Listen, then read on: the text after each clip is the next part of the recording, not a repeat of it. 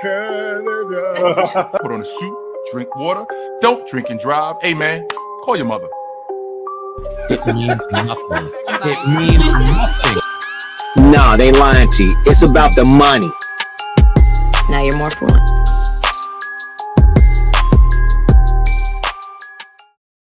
Now you're more fluent. Guess who's back?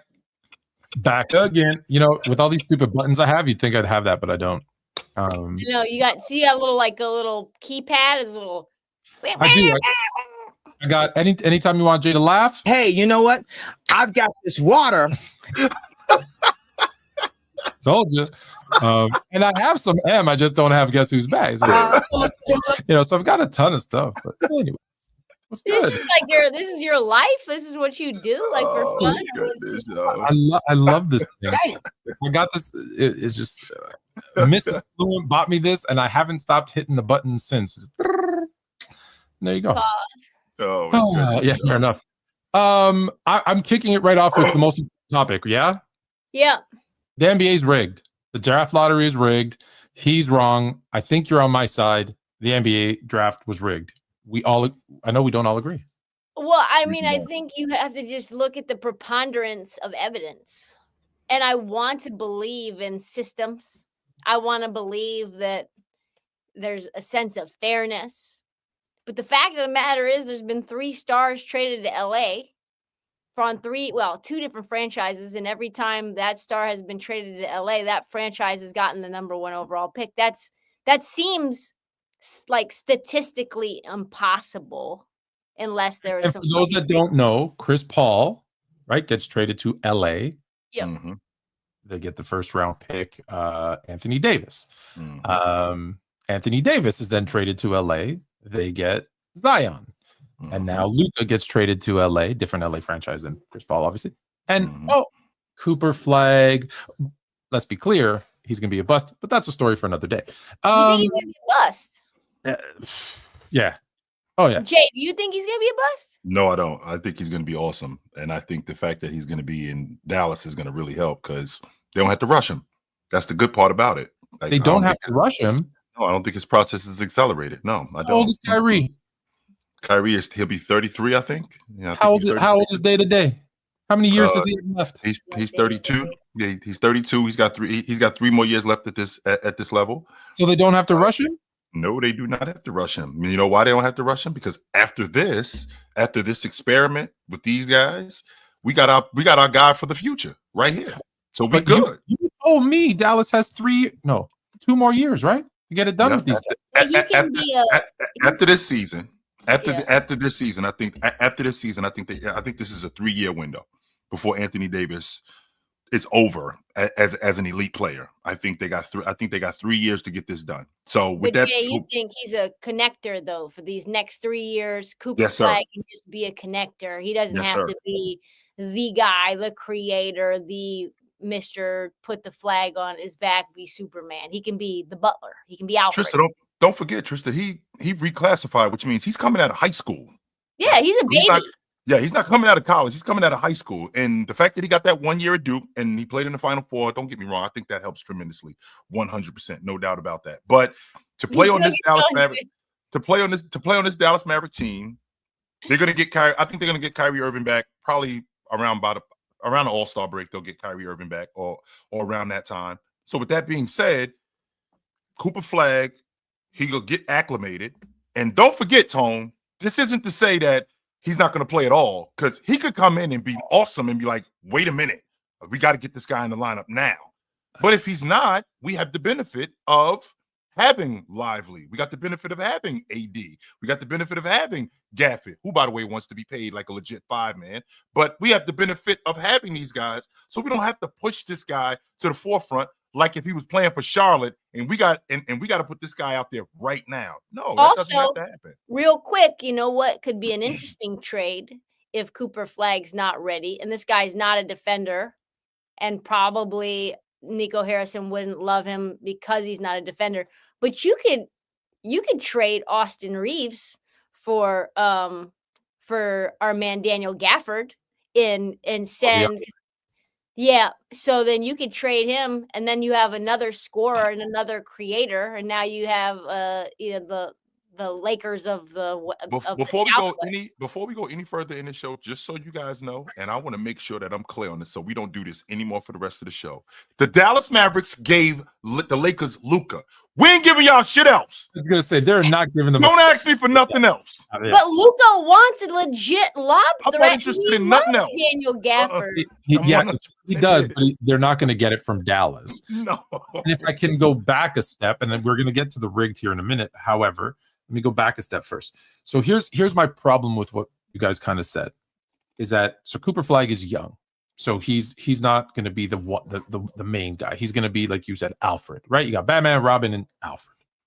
He's coming in as the number one pick. There's going to be expectations. Okay, the first overall pick since 1973. There's going to be some expectations in Dallas of him as a player. Mm-hmm. They are going to be expected to win. If, like you said, they don't win that 3-year window, and now AD kind of is going off into the sunset and Kyrie is going off into the sunset, who's going to replace them? Where are they going to get that much talent in the NBA, as they won't have high draft picks? Because assuming they have AD and Kyrie healthy, they're going to have low draft picks in the 20s. You can't replace AD as when healthy. AD is a top 5 player in the NBA. 100%. Where are you going to get that to pair with him? They don't just grow on trees. 6'10" power forwards who are elite defenders and can score. 100%. Where are you going to find a ball handler as creative who can also score and play make like Kyrie? Those guys aren't just popping up everywhere. So with this 3 years, let me finish my point. When those two guys fade off, now he's in year 4 essentially in the NBA and having to rebuild. Now, here's the problem that I'm having with your logic, Tone. Tone is under the impression that we're just going to stand pat. Tone, like you being the GM that you are, Tone, you can see the future.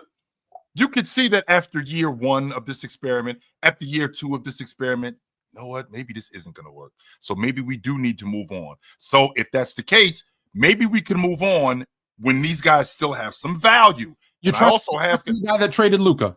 I'm 100% trusting the guy who traded Luka. You know why? Because I'm also trusting the guy who walked away from Luka, who's going to go to the Eastern Conference Championship, and Rick Carlisle. 2 people can't be wrong about the same thing, Tone. Yes, they can. There's a reason why these two. I see a lot of crazy stuff on the internet. There's a reason why these people stepped off of him. There's a reason for that. Let me just prove to him that 2 people can be wrong. Jay, we had Flat Earth Dave on the show. You know how many people follow Flat Earth Dave? 2 million. Oh boy. 2 people can be wrong.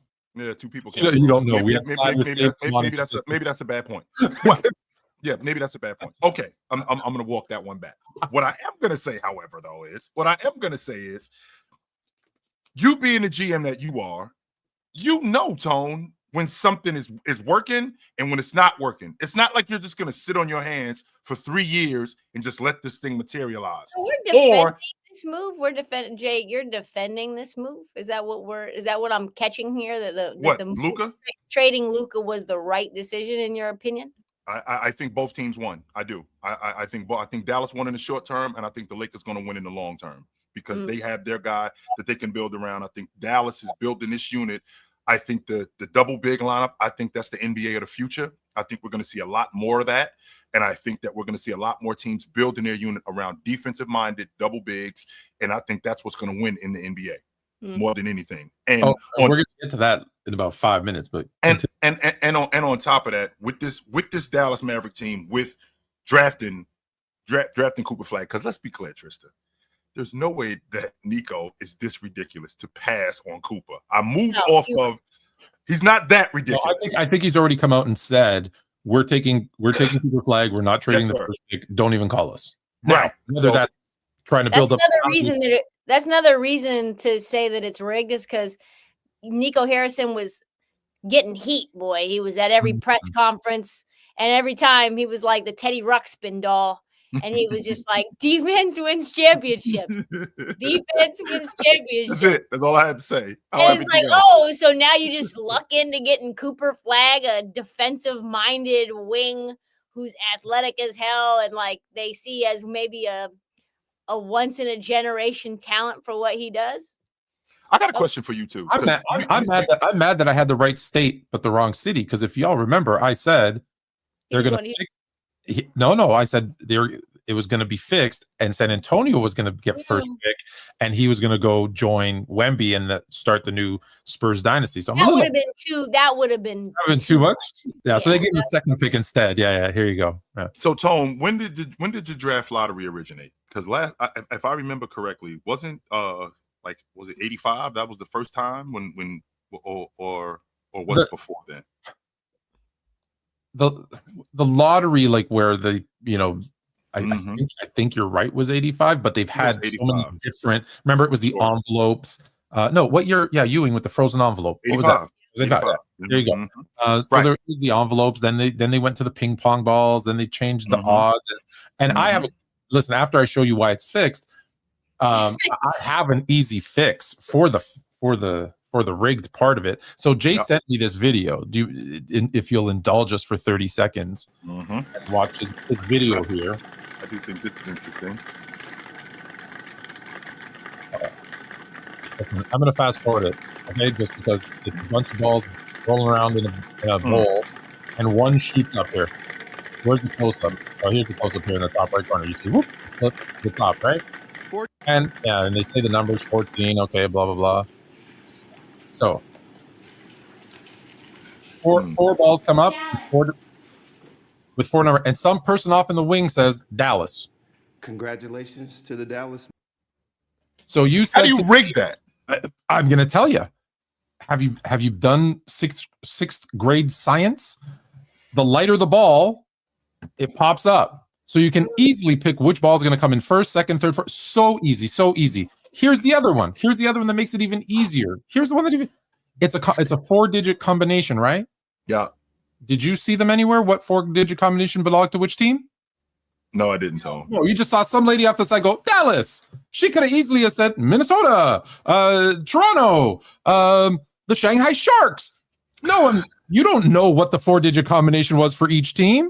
So there's no way of knowing. And my transparency is lacking. Is lacking. And let me, Trista, since you posted this, I'm going to share this because everyone said, because I know you got people in your comments saying, oh, that would mean Ernst and Young is cheating. Well, yeah, here's $100 million lawsuit they lost for. Guess what? Oh, unethical practices. So it's not like they haven't cheated before. So if I want to, number one, there's a conspiracy going on here. If I'm understanding it. Yes. Okay. So if there's a conspiracy, Trista, that means that there's more than one person. There's more than two people involved in this. The lottery started in 85. That was 40 years ago. The teams that you guys have told me that this was fixed for or rigged for, the Knicks in 85, James in 2003. That was a coincidence. Hold on. Let's be clear. James said that it was fixed for him. Even though even though he can't. Tone, first and foremost, you don't believe a word that comes out of his mouth. So no, he's full crap all the time. That's number one. Sure. So and then Kyrie. Ewing in 85. Okay, James in 2003. You said Kyrie. You said Kyrie in 2011. Right. Let's see. Who else am I thinking about? Andrew Wiggins. Andrew Wiggins in 2014, or is it 2014 or 20? Yeah, 2014. Yeah. Andrew Wiggins. Who else am I thinking about? Oh, Derrick Rose in 2008. So I don't think that. So in the last 40 years, let's just say for the sake of argument that there have been 5 of them. No, but then you got Anthony Davis as well. Zion, Anthony Davis, and now that's like 8. So who is this? So if this is rigged, guys, who is this rigged for? Like who's benefiting from this? So I'm clear. So I can understand. It's case by case. It has to do with backroom dealings. That's basically if you believe this. If you believe this one, Jay, because each one is different and separate, and it's not every year. They're not dumb. Sure. But this year it's, hey, we need something in LA. LeBron's going to be gone.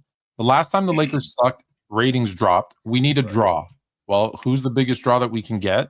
Luka. Great. Hey, you send us Luka. We'll give you the first. Cool. That's why we were all cool about. That's why Nico he wasn't sweating. Defense wins championships. Because he knew it was going to happen. So if we think that this thing is rigged, because again, if we can't do it, this is the most ridiculous shit I've heard in a long time. Because because I'm an extremist, Trista. Like if we doing it, let's do it. Why are we only doing it like once every like year, otherwise 8 or 9 years? Like what are we doing? I'm rigging it. I'm rigging it to my benefit on the regular. I go to the store and I steal a handbag and I don't get caught. I'm not gonna go back the next day and do it. I can't. I'm coming back at least later on in the week, though. I'm not coming back 5 years later. You don't need another bag. You might wait 6 months or a year. You're not greedy. Greedy criminals get caught, right? The bank robber that goes to 6 in one day gets caught. The bank robber that goes to 1 every 3 months, never gets caught. So if this thing is rigged, I'm sorry, I'm good, guys. I'm good. So if this thing is rigged and we only doing this like once every like 7 or 8 years. Like, yeah. Why isn't it? Why transcendent? Oh, I think Wemby also is rigged. Wemby was rigged as well. So Trista, why is Wemby in San Antonio and he's not in New York? Why isn't he in Brooklyn? Why isn't he? Because of Popovich, and because we've got the Twin Towers, we've got the history of developing big men, and the NBA is better when a historic franchise like San Antonio is doing well. And don't forget the nice Tony Parker, Wemby. Yes, the French connection. Yeah, the French let's connection. be clear. Let's take it a step further. The odds of lightning striking you down, okay, cool. It happens every once in a while. No problem. Striking twice, San Antonio getting the second pick. So now that they can trade the second pick and some pieces for Giannis to pair the twin tower defense of Wemby and Giannis. Oh, just coincidence. Oh, everything just followed into place perfectly. What a coincidence, this world we live in. Come on.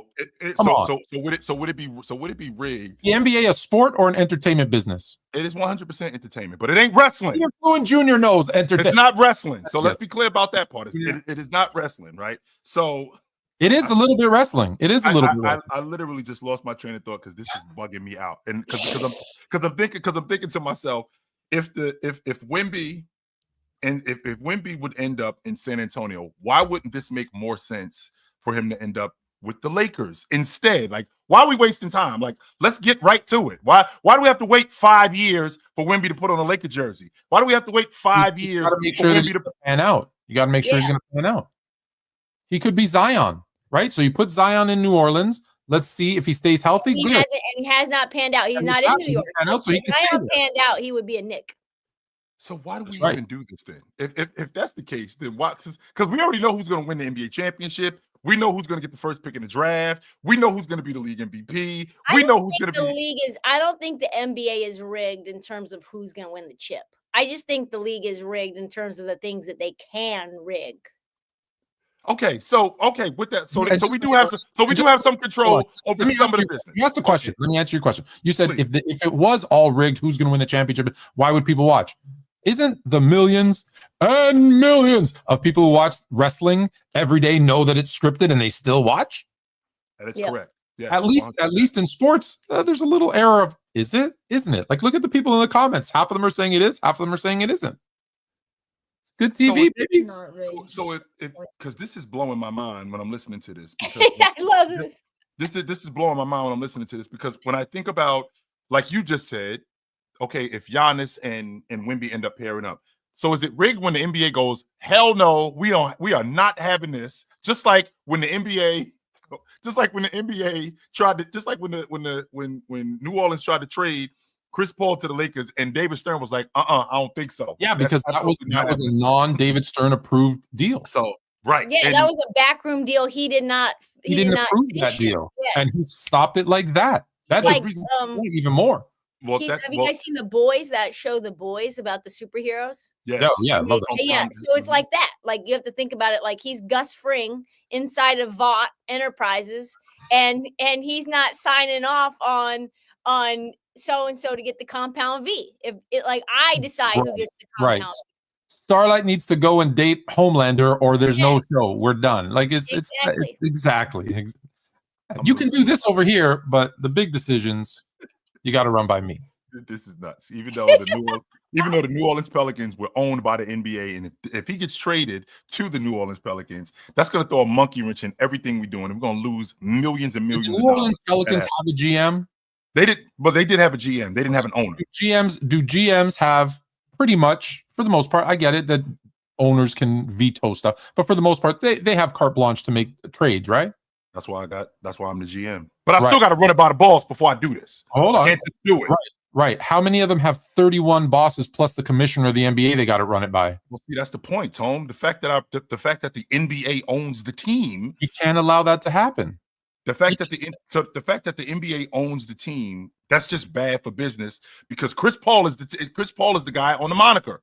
We lose Chris Paul, now we're gonna lose millions and millions of dollars because now nobody's coming to see this. So hell no, am I trying to hear that?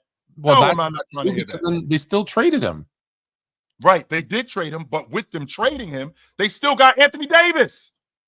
That's the rig That's part. exactly what That's we're why saying. they got Anthony Davis. That's exactly what we're saying. Yeah, that's exactly what we're He saying. just walked right into it. No, he's like, that's exactly right. I'm in the Matrix. I'm in the Matrix. I gotta be. I gotta be in the Matrix. I gotta be in the Matrix. We all are in the Matrix. Didn't you listen to? That's what I'm saying. We're in the Matrix. I'm in the Matrix then. Yeah, I'm in the Matrix. So we're gonna move off of Chris Paul, but we're gonna put this conspiracy together. Which if very. Chris Paul goes to the Lakers, could they still not have gotten Anthony Davis? No. Why? Why are they going to get him? Why are they going to? That's what they did. They traded. Wait. Clippers and got Anthony Davis. They trade Chris Paul to the Clippers, and then they end up winning the draft lottery. Right. That's so couldn't that have happened when he went to the Lakers? Then how come it hasn't happened with the Utah Jazz? How come it hasn't happened with the Detroit Pistons, who are the worst team almost in NBA history? How come they haven't won the lottery? What's the problem, Tone? They don't want him to. Don't want him to. See, this is what I'm talking about. I'm in the Matrix. I am. Everything he's saying supports what we're saying. Yeah. Why didn't the Toronto Raptors get Allen Iverson? And they were like, oh, sorry, for this year, an expansion team can't be first, even though you won the lottery. You have to be second to take Marcus Camby. Because they didn't want Iverson in Toronto. Duh. It's not coincidence. And notice that rule doesn't exist anymore. Well, first of all, what other expansion team got the first pick in the draft? I have no idea. None, Tone, because it was a rule. You can't get the first pick in the draft if you're an expansion team. It wasn't their first year in the league. 1995, 96. They got Damon Stoudemire, yes. and then it was year 2, I believe, that they had to settle for Marcus Camby instead of Allen Iverson. So the draft lottery was. I just want to make sure I'm getting this correct. So the draft. They won it. They won the draft lottery, and they said, "Sorry, expansion teams can't be first overall." I guess so. I'm gonna concede this. I guess I'm wrong. I'm in the minority. This shit is fake. So next topic. All right. Got him, coach. All right. Do you want to go to San Antonio and how they're going to get Giannis, or do you want to move? I'm not. Listen, man. Giannis is going to end up in San Antonio. For all I know. When he ends up in San Antonio, will this sway you in any way? Trista, if he ends up in San Antonio, just so we clear, who's the best player in the league right now? Joker. Who's the second best player in the NBA? SGA. SGA. Okay. Let's stay right there. Who's the third best? Who's the third best player in the NBA? Luka. Who's the fourth? Top five is Giannis. How about that? So who's the fourth best player in the NBA? Jalen Brunson. No. So with everything that you just said, one guy is in the Eastern Conference. The top 4 to top 5 players in the NBA are in the Western Conference. That's what we're doing in the NBA. That's what we're doing today, right? Yeah. So we're not swaying any of. We're not moving any of this Eastern Conference stuff. So now we're going back to the 2010s. But what we're going to do is we're going to put one guy in the Eastern Conference who's awesome, and we're going to put him on a team. He's going to end up in the NBA Finals 8 straight years. Can we do that? Well, no, because what's the next agenda? The next agenda is to remove the conferences. So when you have the top 20 players in the West, goodbye conferences. It makes no sense. So no more Eastern Conference, no more Western Conference. They don't need. When you have 2 teams that are in the East playing in the West, what's the point of even having conferences as it is? So we got the top. So we're getting rid of the Eastern Conference and the Western Conference, and we got the top 16. Not top 16. Yeah, we got the top 16 teams, and 14 of them could be from the Western Conference. That's what's up. Just think about what's going to happen. What they're going to do is no conferences. They're going to go top. Let me think. Top 12.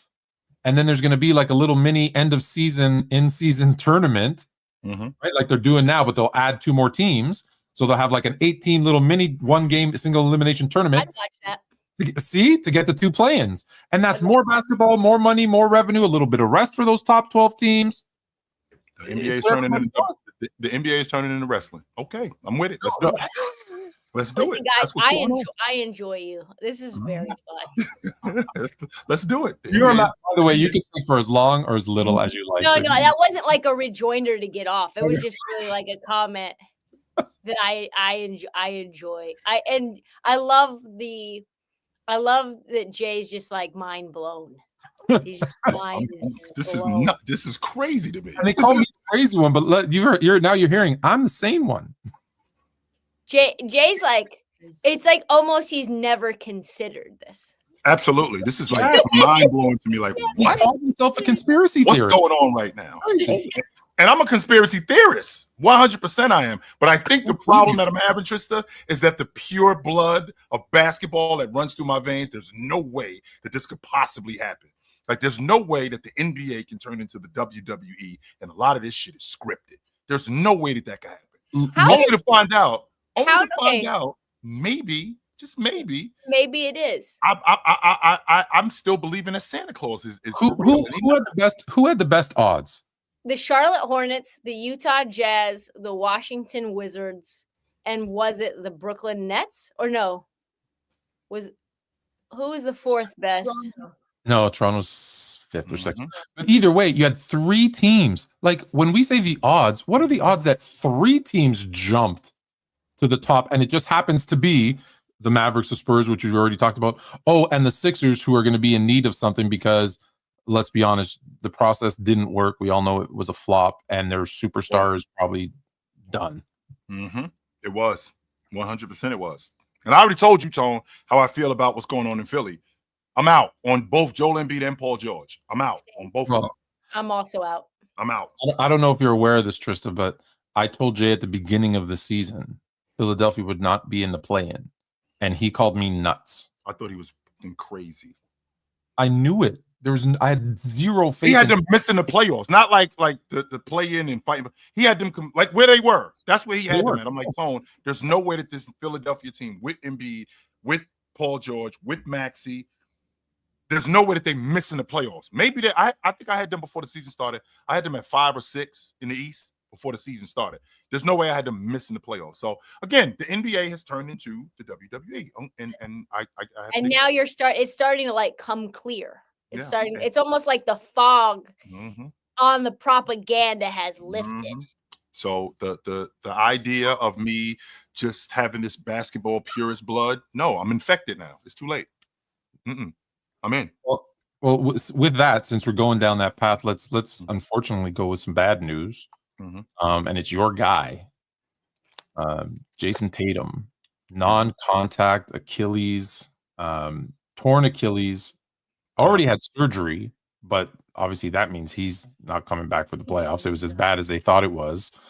What was obviously we're all watching the game, I'm assuming, when it happened. What was your guys' initial reaction? And now, like, what does this mean for Boston? Like, are that's also they're done this season, but like future wise? Well, number one, that was also part of the plan, because is it a coincidence that he got surgery last night?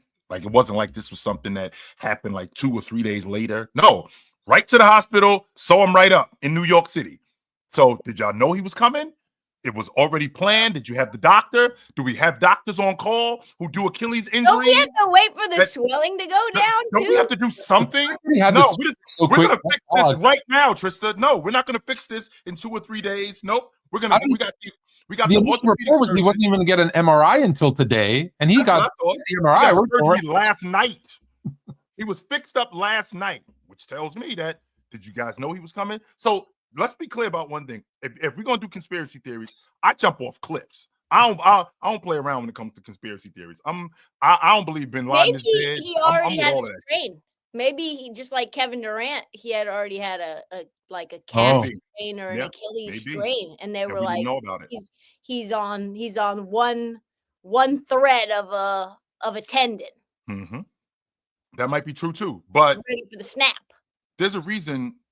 Well, 2 things are going to happen, Tone. Two things are going to happen. All of this rhetoric that I hear about Jaylen Brown and Jayson Tatum. Well, we're about to find out who Jaylen Brown is, because Jayson Tatum is going to miss all of next season. So he's not going to be around all next season. So with him not being around all next season, the rest of these playoffs and all next season, we're about to find out who Jaylen Brown is as a number one, because this thing is going to be built around him. I know you ain't buying it, Trista. Well, we I all don't agree even with think your a comment. conspiracy T has already moved past that. Then Brown is going to be a Houston Rocket. I could see him getting traded. I can see that Jaylen Brown, happening. and then you now have a full year without Tatum, because this roster is already going to get broken up with a $500 million roster. The new ownership has said so. Brian Windhorst said so. All these reporting folks have basically said this roster's changing. So you're probably not keeping both Jays. They're very expensive. Sure. You need some sort of connective tissue, like a Derek White on the team. Like, I don't know how long Drew Holiday is going to stick around, but he obviously has a new deal. Then they're going to be ass. And then they're going to mess around and get AJ DiVincenzo. They're going to sell the team. They're going to be ass, and they're getting AJ DiVincenzo from BYU. And then they're gonna just reload, baby. Just gonna reload. Right. Well, let's be clear on a couple of things. One, they're done, right? They're done. They're done this year, and they're done next year. This year. They're out in 5. Okay. So next year, all of those guys are under contract. I believe it's a couple of fringe guys that are up. That it doesn't matter.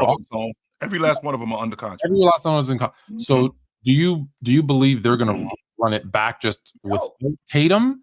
And see what they can do, or do you think they're going to start? Or are they going to? Okay, Horford's going to retire. We're moving Porzingis. We're moving.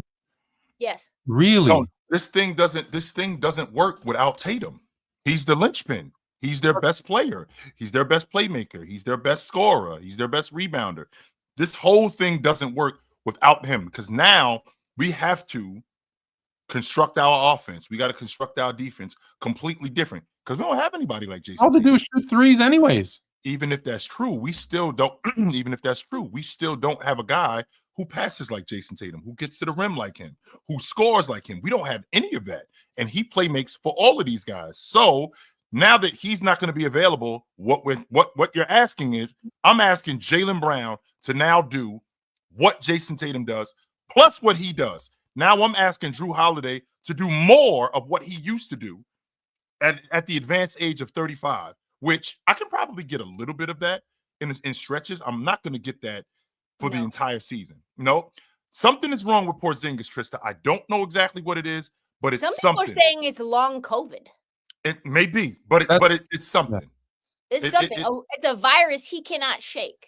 I thought that when we talked about this last week, I said I think the two things is either long COVID or like reoccurring like walking pneumonia, which I had about a month ago. And I'm like, he looks how I felt, right? Like it's just in and out, in and out, in and out. So, and he looks like a shell of himself. No doubt about that. He does look like a shell of himself. Although he looks good. They could trade him. And can we, and I don't want to sound insensitive here, but yo, can we stop with the prayers up and this is awful and you shed a tear? Yo, just so y'all know, he didn't die. Just so we clear. He's not dead. And he got surgery. And he's expected to make a full recovery. So he's going to be fine, ladies and gentlemen. But the Celtics are dead, at least this season. But they'll be back. They will be back. Okay. They've shown that they've shown that they can build a championship level team, right? They have shown that. So let's not act like this is a death sentence, because it's not. It is not. It's a bad injury. Like any injury that's going to take an entire season to come back from. Like you say he's expected to have a full recovery, but we don't know how the surgery went. You don't know if he's going to be the same. Just like Lonzo was expected to have a full recovery. Lonzo was expected. Even Derrick Rose. Derrick Rose was fully recovered, but it was the mental part of it where he was just like he couldn't get over the as we say in golf. Let's be honest. Do we expect Jayson Tatum to be the premier mental toughness guy? I don't. I do. I do. And the reason why I do is because what I seen yesterday, this is the best game of his career before that Achilles tear. The timing is just horrible. You think you think he was better yesterday than he was in game 6 in Milwaukee when he put 46 on them? You think he was better than him? How about in game 7 when he put 51 on Philly? That was the game. The 50-point game was in response to the Buns game where they almost lost that game. You mean the game where he had 16 in the fourth quarter and saved them in Philly? You mean that game? That was He- the game. Yep. Oh. That the only game. Yep. He was buns up until that point. Meanwhile, when Jalen Brunson is buns up until these points, Jalen Brunson is the clutch player of the year. Jalen Brunson is awesome. Even though Drew Holiday has him boxed up for the majority of the game, and then we get in the fourth quarter and he runs off 8 or 9 straight points. Now all of a sudden, Jalen Brunson is the best point guard in the league. So when Jayson Tatum, Aren't you a Knicks fan? to your point, I already actually I have a story about Tatum that. fan. Yeah, I to be honest with you, Trista, I don't even watch. The only reason why I watch the Celtics is because of Tatum. That's the only reason why I know what I know about them.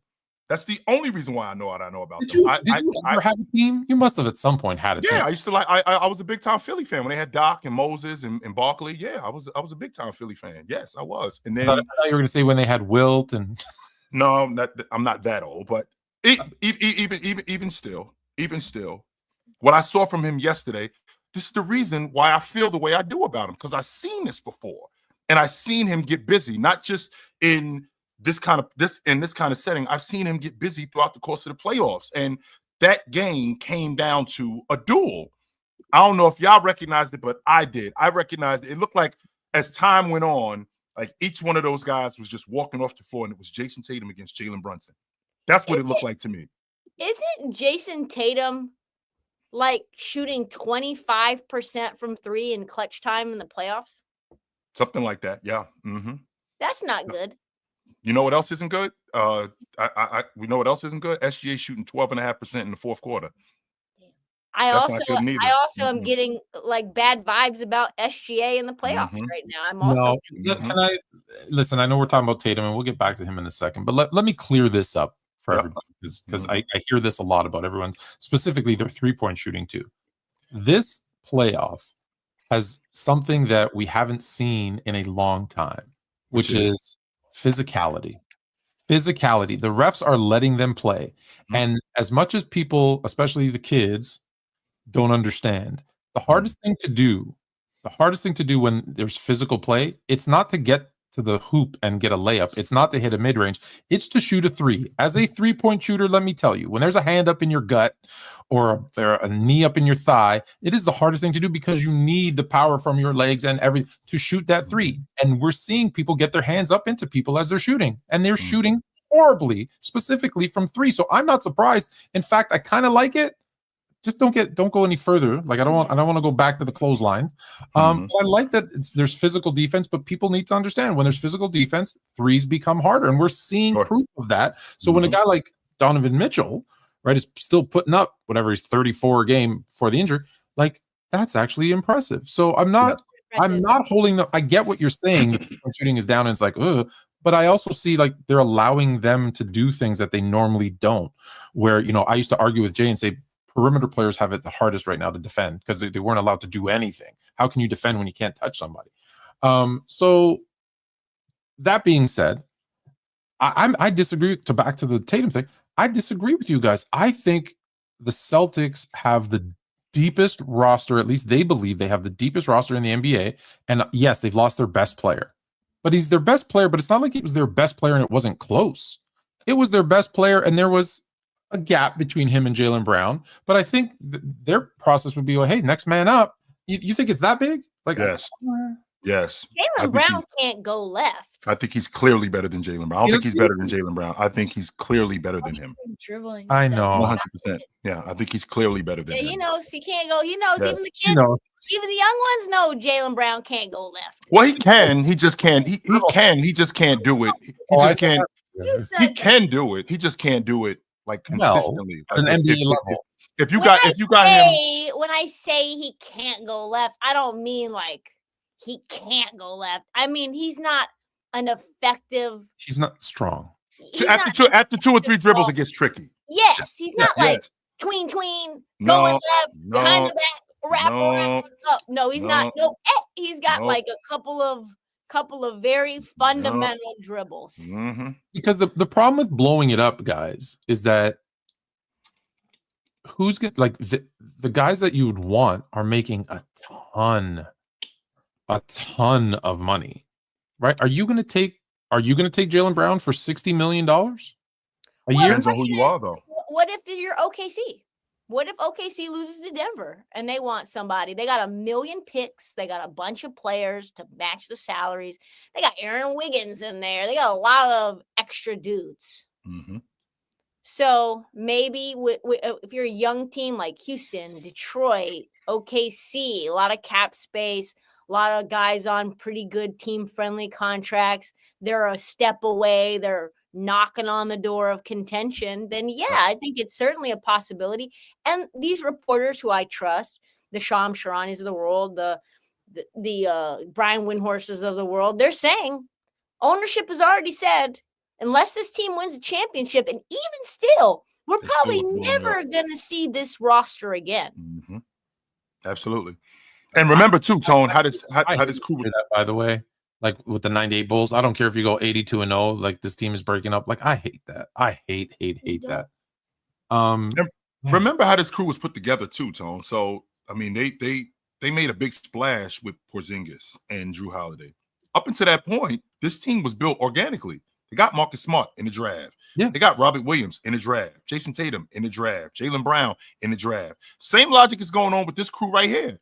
They got Jayson Tatum in the draft, Jaylen Brown in the draft, Sam Hauser in the draft, Pritchard in the draft. So a lot of these guys that they have are homegrown. They can do it again. And I think that's the way that the NBA is going anyway, because I think you and I have already had this conversation about what the CBA is looking like. So I think that's the way the NBA is going because of the CBA and this second apron. Like the days of the super teams of Giannis and James and Luka and these guys on the same team, them days are over. Those days are over. We're not going to see that anymore. Not the way the CBA is currently constructed. So with Jayson Tatum now going down, there are some people who still have faith. They think that the Celtics could still win this series because, I mean, the series isn't over. They are down 3-1. We still got a game to play. And there are some people who still think the Celtics can win this series. I would be shocked if this thing wasn't over tomorrow night. I would be shocked. Same. And I think we're going to find out. Because what is Porzingis going to do? Porzingis isn't going to do nothing. I don't think so neither, to be honest with you. What has he done, Trista? Like since he's been back in the lineup, right? Since he's been back in the lineup, I think in these playoffs, I think he had 1-3 against Orlando. He's barely played against the Knicks. Barely played against the Knicks. He got his ass kicked last night by Mitchell Robinson on the glass. Mitchell Robinson looked like, I mean, he was awesome. He was awesome. I think I counted 6 offensive rebounds from him. Yeah, I think I counted 6 offensive rebounds. That's a possible 18 points extra in a Knick offense that struggles sometimes. To get something extra like that from a guy like Mitchell Robinson, when you as Porzingis comes on the floor specifically to help do that, right? You're here specifically to help guard the rim, get on the glass, knock down mid-range shots, because they still run stuff for him. He just wasn't effective at all. So I wouldn't be surprised if I wouldn't be surprised if he didn't play much. They could go after Daniel Gafford. They need a center. They need a center bad. One I think they trade Porzingis for like a little shorter and like a legit center, like an actual like center. You like Daniel Gafford in Boston? Derek Lively would fit. Derek Lively, because like it's the Mavericks backup center. Yeah, and if he fits on Boston because he's like a good defensive. Do you think that because since my nephew here is involved in the conversation, I understand that I understand the whole 2K logic. This has to work both ways, young fella. What I mean when I say that is that the Dallas Mavericks have to be comfortable handing over Daniel Gafford for Porzingis. We've already been down that block. You'll never go back to Dallas. We've seen that. Yeah, we've seen that movie. Not gonna go back. That'll have to be two. Always says there's always a third team involved, right, Jay? Yep. You got to get a third team involved. Yes, now it's getting tricky. Now it's tricky. Let me run it down. So do you think Jaylen Brown's on this team? Yes or no? Next year? I think by the trade deadline, depending on how it goes, I think he would be the one to go. Okay, so Trista, that's I'm going to be 61. I'm going to be honest with you, Tristan. That's big, right? Because Tone said something to me about 230 million. I'm going to be honest with you. I think Boston is going to be garbage next year. Same. I think they're going to be trash, Tone. So hold on. So we're blowing it up. So hold on. So we're blowing up. So Jaylen Brown. Getting rid of Jaylen Brown. That's not a a blow up, and we're getting rid of Porzingis, who we had him we didn't even barely use him in the playoffs. So listen, Porzingis is easy. $30 million expiring contract. That's actually an easy move in today's NBA. $30 million. Okay. Yep. When we say blowing it up, is that it? Like we're keeping Derek White? We keep Derek White. We keep Drew Holiday. We get rid of Jaylen Brown. We bring in the young guns from wherever we can get them, and now we're retooling. Tone. We're retooling. And don't leave out Trista. Don't leave out Trista in 2026. I'm sorry, in 2026 with the number one pick in the number one pick in the NBA draft, the Boston Celtics select. Yes, AJ DiVincenzo. And AJ will be paired with Tatum.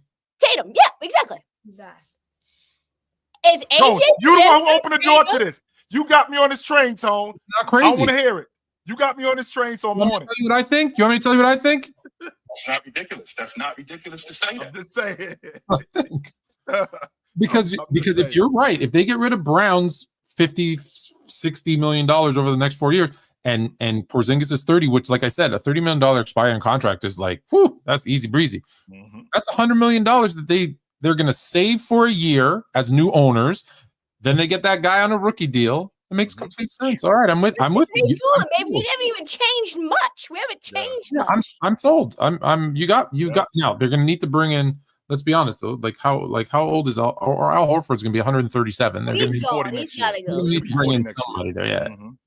He'll be 40 next year. No, he's not. He's retiring. With this current crew that they have, right? With this current crew that they have, I think that there's 74 million over the cap as of right now. And next year, I don't know what do you know anybody know off the top of the head what the cap's guesstimated going to be next year? I think it's 140. I think it's 147, and I think that I think it's 147. Let's say 150 for now. They are already under contract for next year, $223 million. Yes, because and you hit $100 million over the cap, and you hit apron one at I think at 177. If I'm not mistaken. If there was an apron 3, they'd be on it. Yeah, that's why they have to change things because they're going to get hard capped. They're not going to be able to do anything. Right. They're not going to be able to draft people.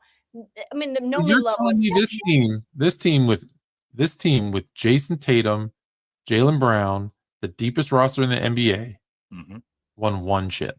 That's going to be a failure. So and that'll be their second time that they've been to the finals twice in 7 years. Yeah, but I mean it's the second time because remember the big three with KG and Ray Allen and Pierce. Yep. They only won one. Boston looks like a little disappointing to me. I just think that it gets tricky, Tone. That's just because I'm a Laker fan. That's not why I'm saying that. 100%. That's why he's saying that. But when you like when you add an injury, even though I thought even before Jayson Tatum got hurt, I still thought the Knicks were going to beat them. Right? And I felt like the Knicks had total control of that game. With that being said, with this crew, when he got injured, I already thought Knicks. Yeah, for sure. I'm with you. That OG Anunoby, that was it. That was even if he wouldn't have gotten injured, that OG Anunoby steal transition dunk, it's a wrap for you. Right. That put them up. I think that put them up 9, if I'm not mistaken. So even though it was like at 3.5 minutes and there was still some time left, I think it was a wrap. I don't think the Celtics were coming back. I think that it was over. But with that being said, with this current crew. Guys, Pacers just took the lead. This series is over. This series is done. I said this to Tone last week. I said one of two things is going to happen. Either both of these teams, both the Celtics and Indiana, are moving on, or they both out. Both of them. I said that to him, and I'm not wavering from that. I'm still standing on that. You still think the Cavs are gonna beat the Pacers? No, I think they out. They're out. I think they're out. Yeah. One of two things is going to happen. Either both of these teams are moving on, or they're both out. And I think they both out. Celtics and Cavs is what you meant. Yes. Are both moving on, or they're both out? Okay. Yes, that's what I mean. The opposite, and you confused everybody. Yeah, that was very confusing. I apologize. With that being said, this team, which was built from they got Jaylen Brown in 2015 or 2016. I'm sorry. They got Tatum in 17. They got Robert Williams, I want to say, in either 18 or 19. They already had Marcus Smart. They traded for. They got Kyrie. They got Kyrie, which was a disaster, by the way. Gordon Hayward at one point. Yep, they had Gordon, and Gordon Hayward. That's why Jayson Tatum was accelerated because he was supposed to play behind Gordon Hayward. Right. But Gordon Hayward broke his leg, So that kind of threw a monkey wrench in it. So in the 8 years that Jayson Tatum set, 8 years that he's been in Boston. So we've been to the East Finals, we've been to the East semis, we've been to the East Finals. God, you have a good memory. We got bounced in round 1. We went to the NBA Finals in 22. We lost in the East Finals in 23, won the NBA championship in 24, and Jayson Tatum got hurt in 25. With that all being said, Tone, you're telling me that this thing is a failure, not considering the circumstances. Like Jaylen Brown didn't play in the playoffs in 21. I'm considering the circumstances, but that's part of basketball, right? When I look at this team, it's like, let me use a football analogy. You have Brett Favre and Aaron Rodgers as your starting quarterbacks for 40 years, and you win 2 Super Bowls. That's a failure. It's a cold world, Jay. That's a cold world. That's a harsh reality. Like, and people are saying, well, they won 1. Cool, they won 1. Wow. Everybody, you can say the same thing with LeBron James and AD. Yeah, 100%. That was, by Laker standards especially, it's nice to win a chip, but it's a failure. They underachieved what they should have, could have done. Now, were there circumstances, injuries, but this, that, 100%. That's part of it. It's part of it. So we're going to throw the luck out the window because other teams get luck too. Luck is part of it. Good luck and bad luck. Yeah, right? Luck is part of it. You do need some things to go your way. Bad luck, but that's part of the game that we live. Yeah. Yes, you need some things to go your way, and in this particular 100%. situation, luck has not been on their side. Jaylen Brown missed the playoffs in 21. They weren't there yet in 20 when they lost to the Miami Heat in 6 games in the East Finals. Jayson Tatum choked in the finals in 22. It was bad. Has there ever been a season where a team won a championship and not one player on any team had an injury that probably cost a team a series? Yeah, the Rockets in 94. Nobody got injured in 94 on any of the teams? No. Okay. Okay. But Tone, the benefit, the like you just told me about the luck part. The benefit, the lucky part was Seattle got bounced by Denver. Seattle owns. Well, there you go. Still got luck. That's the luck part right there, right? Them avoiding, because it's not a coincidence. Let's be clear about this, guys. It's not a coincidence that in 1994 the Houston Rockets win the NBA championship. No Seattle in the playoffs. 1995 the Houston Rockets win the NBA championship. Seattle is out the playoffs again. 1996 they're going for a three-peat. Seattle put a broom to them, swept them out of the playoffs in 1996. We talk about this the 4th time, by the way, in 7 years that doesn't have to be a better team, right? Doesn't always have to be a better team. Just certain teams are bad matchups. Sometimes it's just a bad matchup. Like like the Minnesota Timberwolves are a tough matchup for the Denver Nuggets. And I think that's where the luck comes in also. And luck can of the draw of the board. Luck could be up the draw. You can, unfortunately, you could get lucky with somebody getting hurt. That's part of it. I think that the Minnesota Timberwolves are benefiting from Steph Curry being hurt. 100%. I think they benefit. How about the Knicks got lucky to play the Pistons in the first round and steal them, make them a more tougher, grittier team. Like they had to fight. Like that was no cakewalk. You're right. It was probably a good matchup for them because Cleveland bouncing Miami the way they did, right? It's like, oh, this is easy. They got a little soft, right? And you're right. Let me think of a term. New York got to sharpen their blade because they went to a tough matchup that they had to win close games, play down the stretch. It wasn't easy. Like, hey, they were one foul away that should have been called from probably playing a 7-game series against Detroit. Sometimes that's a good thing. That's why you see a lot of teams, when they have that easy first round matchup. Not always same thing with Boston and Orlando. I mean, yes, that these first halves were close, but at the end of the day, that was a demolishment. So Boston ran through the East all last playoffs. They probably thought they were going to run through the East all these playoffs. They're like, oh, cool. We'll see New York. We'll make light work of them. We'll see either Indiana or Cleveland. We'll make light work of them, and then we'll get an an inexperienced OKC team or an old as hell thin Denver team, and it'll just be back to back, baby, smooth sailing. Yeah, Fluent Jr. has a very good question.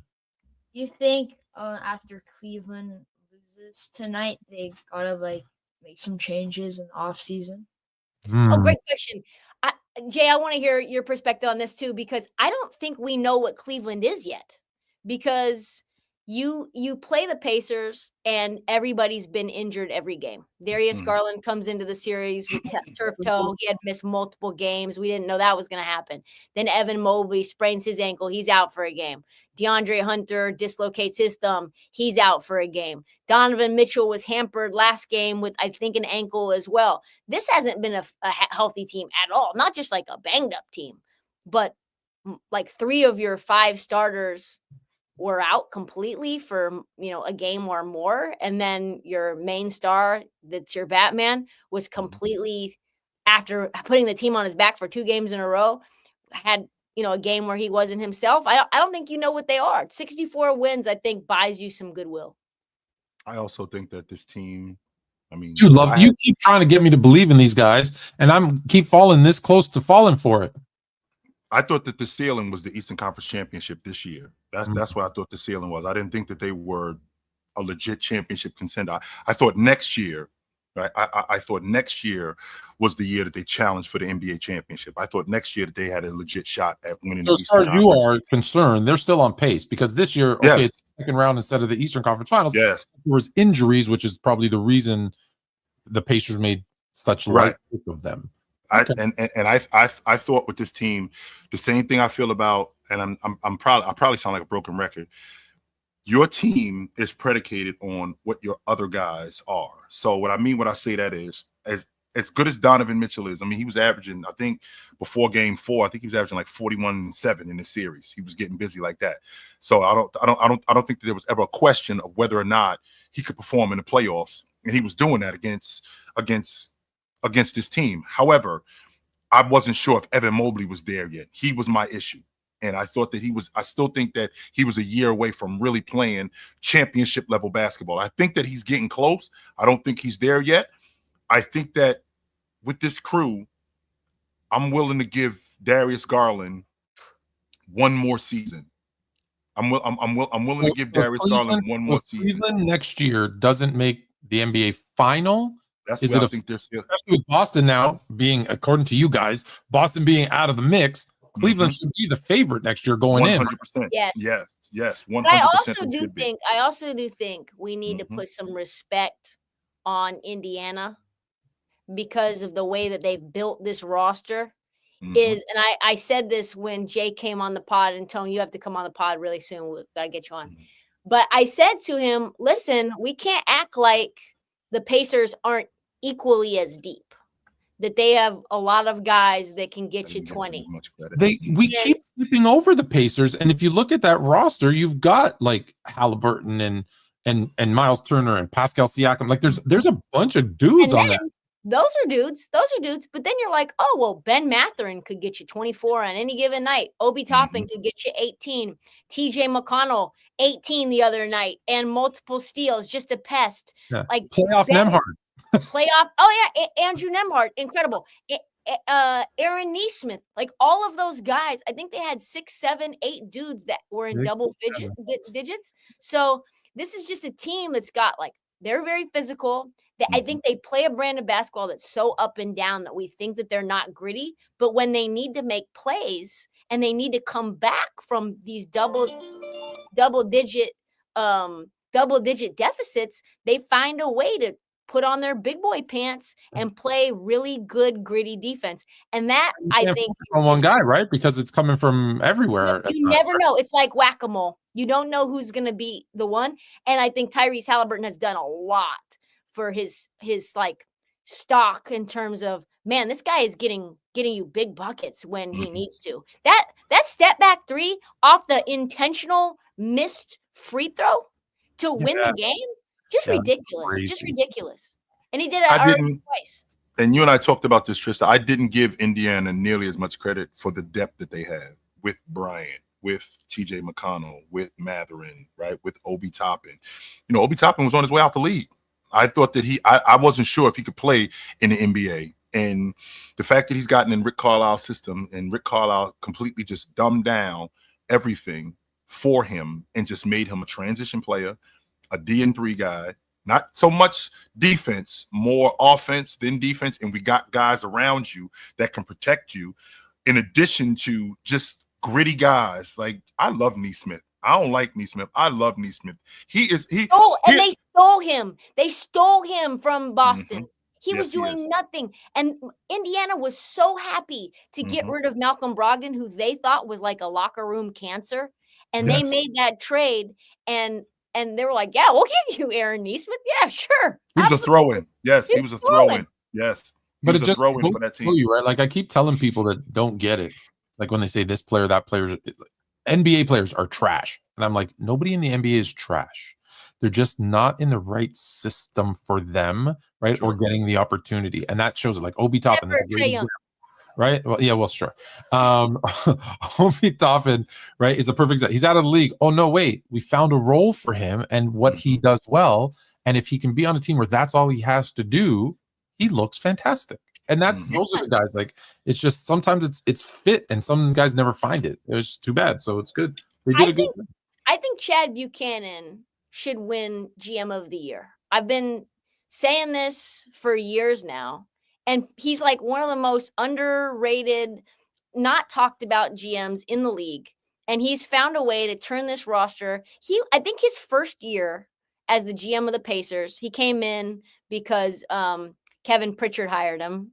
These are Portland guys, so that, like, I know them. And Kevin Pritchard hires him right when Paul George wants to get traded, and they do the Oladipo move, the Oladipo and Sabonis move. And what they've done has been masterful in terms of their drafting, in terms of the trades. We've had the deal that they did for Miles Turner that was on a descending contract that they did in the middle of the season. Everything that they've done outside of maybe the kid that they took from Houston. What's that kid's name who was just playing in the other day? I think he was like the 7th overall pick. Wallace. No, not Casey Wallace. It's something like that. I know exactly who you're talking about. Oh man, I'm looking right at him. I forgot his name. Oh man, but I know who you're talking about. It's not Casey Wallace. Casey Wallace is in Jarris Walker. Jarris Walker. Yeah, that's not been a great pick. But outside of that, even Ben Shepherd has been getting a lot of run. And so, yeah, I mean, what they've done and the move that they made to get Pascal Siakam, I remember they were on their hot streak before they traded for Pascal. And I texted Chad and I was like, man, you guys look good right now. And he goes, we need one more star. Just wait. And I was like, ooh, who's that about to be? So I think this team, I wouldn't be surprised if. And they stole him. They stole him. They stole him from Toronto. Like, that was just, I get it. They were. Did they steal him from Toronto, Tone? I mean, Toronto didn't want to pay him. That was it. They were dumping everybody at that point. They didn't want to pay him. That's what that was about. If you think about it, they got more for OG out of New York than they did for Siakam out of Indiana. And at the time, you can argue with yourself, but Siakam is a better player, and at the time was obviously a better player. So the fact that when you get less for a better player, it raises some. I don't think Masai liked Pascal Siakam. It raised some eyebrows. If he did, Tristan would have paid him. Yeah, he didn't like him. He was also saying some shady stuff about him in the pressers, if I remember. Well, anyone who knows that he's not a really nice guy, so I'm not surprised that no one talks nice about him. I don't think this is more about feelings more than it is about how he fit. Like we talked about with Luka. Nico Harrison couldn't see, in addition to that Dallas Maverick brass, Luka at 30 years old on the books for $65-70 million a season. That's a lot of dough for a guy who's got the issues that he has younger. As he gets older, well, same logic goes for Pascal Siakam. Well, when we move later on, he's 29 years old, right? I think he's 29 years old, and he's probably got 4 or 5 more years at this level. Are we going to 200 million on him? So at 33, because I'm getting like 13 a game out of him in these playoffs, by the way, Trista. I'm not getting like 20 and 8. I'm getting like 13 and 4 or 13 and 5 out of him. That's what I'm getting out of him. I'm not getting a lot from him in these playoffs. So with that being said, that's based on the style of play and their depth, right? 17, 21, 18, 12, 17. Had 28 against the Bucks. He's actually had a pretty good. He's averaging 20 in this playoffs. Yeah, I he was had thinking. some I was good thinking games, against. like I was 24, thinking against 28. Cleveland. I was thinking Yeah. against Cleveland. So he for Hey, against when Cleveland, you're up he's at 43 17, 21, points, 12. you Yeah. sit some guys. Yeah, you sit him down. You sit him down. You don't need Yeah. all that. But yeah, you're right. They don't need Siakam to do what Toronto needed him to do Right. because the roster has enough foundation. Yeah. But I think the question I have for you guys is like, do you see either one of these Eastern Conference teams being able to win the title? Whether that's the Pacers or the Knicks. I think they'll make it close. No. Okay, no. so who? Okay, so first let's start there. So who do we think is? It's clear it's the Knicks and the Pacers, right? Yep. So who's going to the final? Feels like it's going 7. Feels like the only reason that the Pacers won last year is because OG Injuries. Anunoby was injured, Mhm, and Mitchell Robinson was injured, and Jalen Brunson was injured. So mhm. I give the edge to the Knicks, but I would not be shocked either way if however this thing shakes Who do you out. got? Knicks or Pacers? I don't know. You gotta pick They one. could, You gotta like, pick one. You go gotta pick either one. way. It's You gotta gonna, pick like, be like one of You those. got to like, pick one. Knicks or Wow. It Pacers? can't go either way. It can't. Pick one. No, Pick it one. can't go either way. Knicks or Mhm. Pacers? Okay, you're out. Knicks. Knicks. All right, Knicks. 2 for the Knicks. Jay. Indy. I think that the collection of guys that they got and how cohesive they are at this point, they're not solely reliant on a guy like Jalen Brunson. I mean, we had this conversation earlier.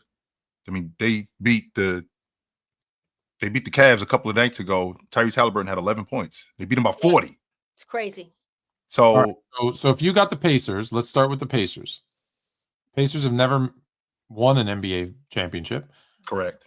Do they have a shot against any of the teams that could come out of the West? Yes, they do. Who?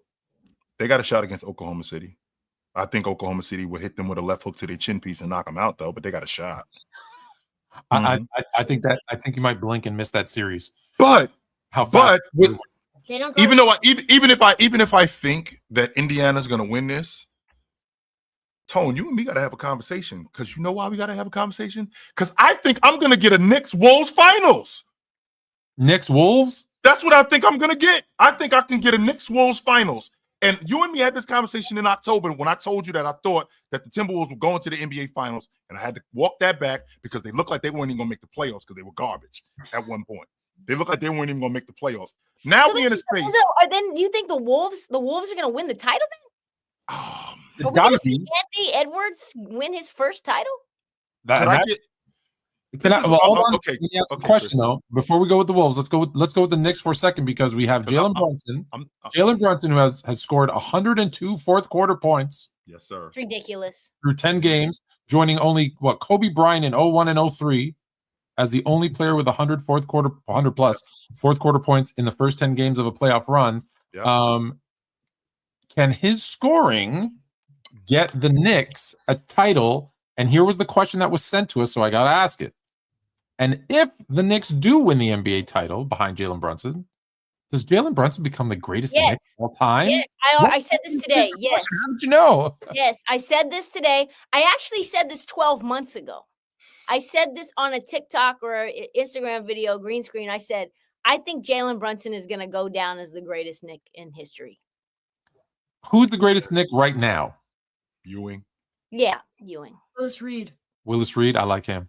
So you think one title in however many? No. I don't think that's what will make it so. Oh, okay. I don't think that automatically makes it that way. But I think none of this even happens without Jalen Brunson. This team does not exist in any way. No Karl Anthony Towns, no Mikal Bridges, no Josh Hart, none of it. No OG, none of it. He is he's the most foundational piece that I've seen, because we know what this team was before him. It was like a million. You had like Tyshawn Prince and like these random fours, and it was just gross and ugly. And then you figure out a way to get him, and it changed everything. And and people wanted to play there. They didn't care about James Dolan anymore. Mm-hmm. Like all of a sudden, James Dolan's on podcasts, hanging out with the roommates, and he's like, "Yeah, I'm taking a step back, and Worldwide West looks like a genius," and it's all because Jalen Brunson. So if we're doing that, And I'll tell you Tony, the real reason in a second, but go ahead, Jay. you already know my stance on this. If we're doing that, then we got to do that across the board. Kawhi Leonard is the best player to ever play. She's not saying it's because of the one championship, though. So then why? So Jalen Brunson, in the 3 years that he's been there, he surpasses everything that Ewing did in 15 years. No. I'm not saying he will become. I'm saying he will be. That's what I'm talking about. So Yeah. so they win the NBA championship this year. He's surpassed everything that Ewing did. He surpassed everything that Walt Frazier did. He surpassed everything that Willis Reed did in 3 years. Yeah. That's solely because Willis of winning Reed the won NBA 2 championship. finals No. MVP. It's because of transforming a culture. It's because this is like getting orchids out of the desert. Trista, do you realize how bad the Knicks were when they got Ewing? They were garbage. Bernard King was over. He had torn his ACL. That was a death sentence in the 80s. They were over. They were decimated. Right? This was a trash organization. They were at the bottom of the East. You get Ewing. They freeze the envelope and they get Ewing. Yeah. You get Ewing. Yeah. Ewing turns this whole thing around. And like you just said, they built this whole thing around him. And not only did they build this whole thing around him, they built this whole thing around him with Starks, undrafted, Anthony Mason, undrafted, Charles Smith. Nobody cared about Charles Smith, right? Just so you know, Billy Donovan was on that Knick team. And he played only 1 year. Billy Donovan was on that Knick team. He only played 1 season. So the band of guys that they had, Mark Jackson, you get him from St. John's. Not only Mark Jackson, you get him from Gerald Wilkins. You get him in the 3rd round from Middle Tennessee State. Like you getting, I'm sorry, Tennessee Chattanooga. You getting guys showing off now. You getting guys like this to put around Ewing, and Ewing is taking them to the NBA Finals. He's taking them to the Eastern Conference Championship, and they have the misfortune of running into Jordan. That's the problem. They keep running into Jordan when they do this. And there do was expectations? Did you weigh that into it at all? Because when Ewing went to the Knicks, he was viewed as a savior. Like they expected him to do that. Right, he was the best, one of the best. And he did it, Tone. Yes, and he did it. But you have a guy who's like a 2nd round player who was barely getting any burn until like multiple years into his time. The only reason he became probably as valuable as he was is because Luka had another injury and Jalen Brunson in that Utah series went bananas. Well, and I was going to say, and when they signed Jalen Brunson, we all went crazy saying the Knicks are nuts. They paid him. No, too not much. me. No, not me. Not me. You're the smart one. Everybody else.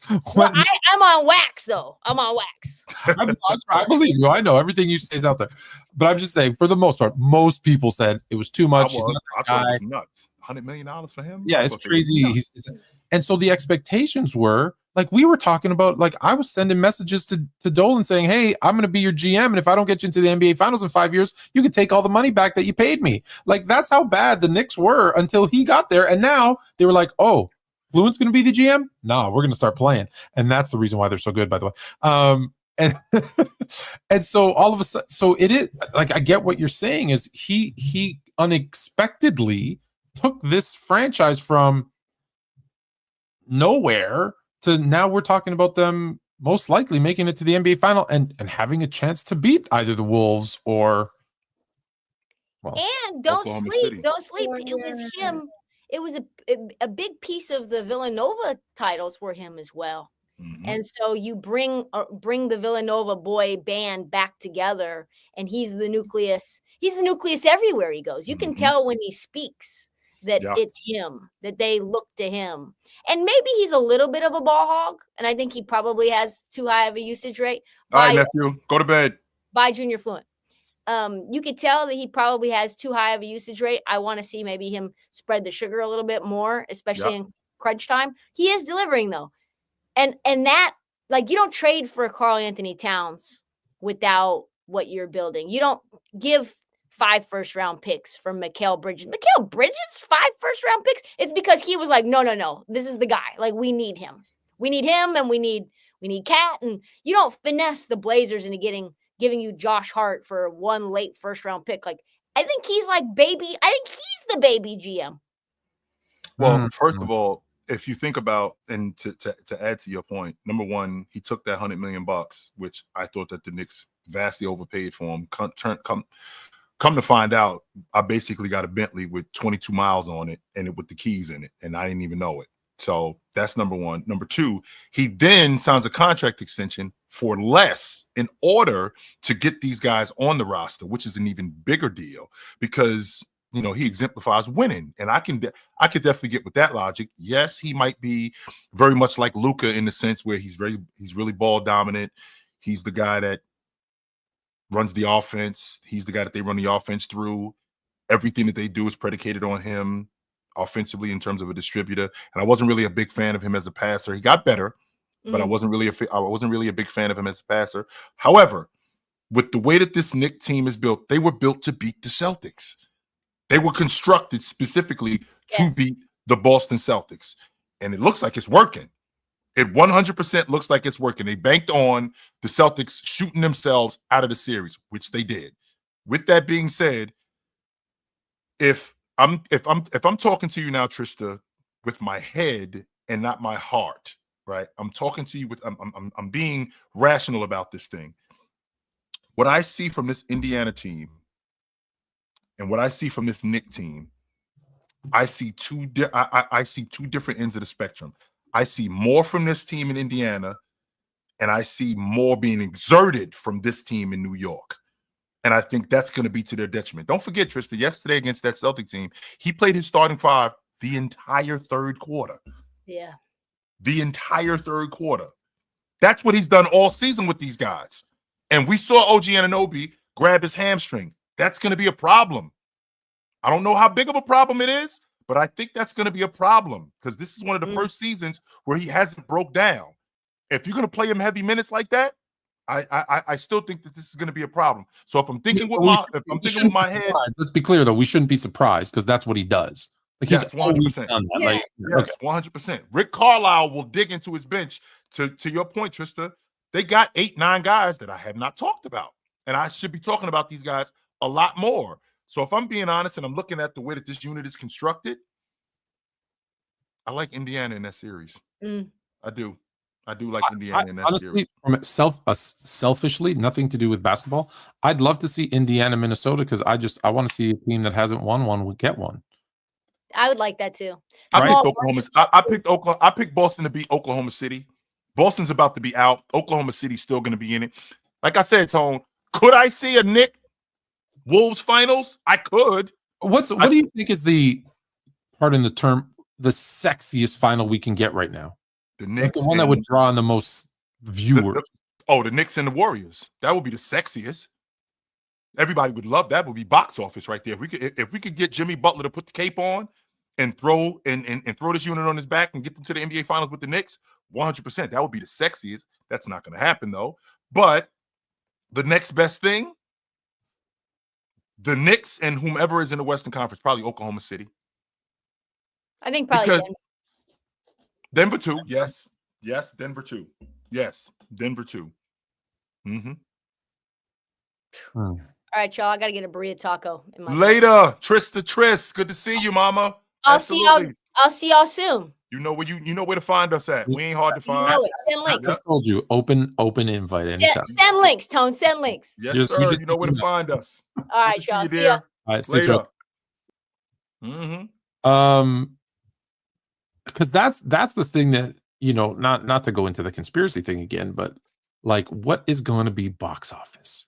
I think I like the way the Pacers are playing, and if I was talking purely basketball, I'd be with you. I'd be like, yeah, I think it's the Pacers.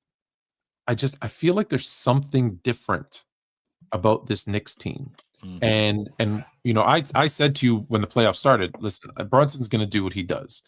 And I said, the issue is going to be Cat is going to underperform. And he's had his moments, but he's actually been really good.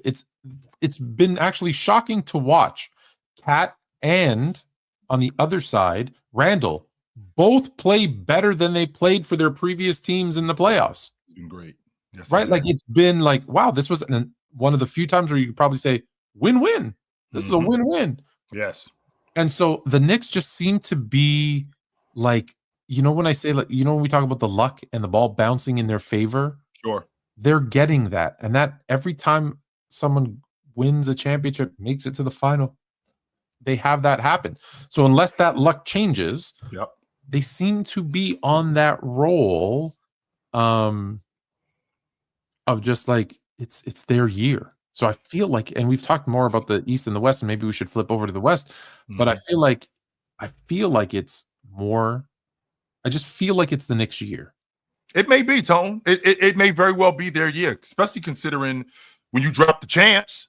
Once you drop the champs, Yeah. the attitude is, who else can beat us? They out. So this is our championship to lose.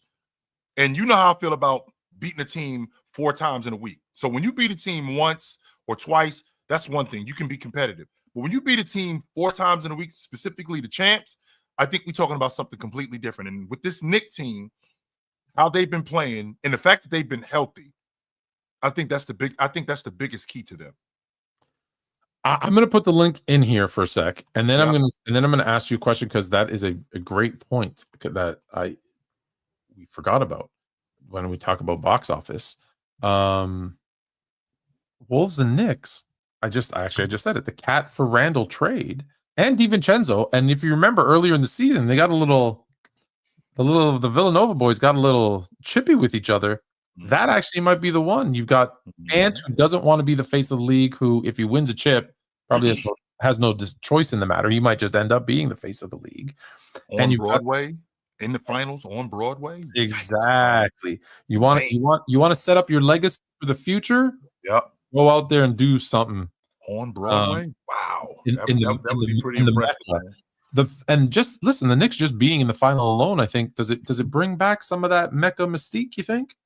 Oh, 100% it does, considering, you know, where they've been. I mean, 5 straight 50-loss seasons.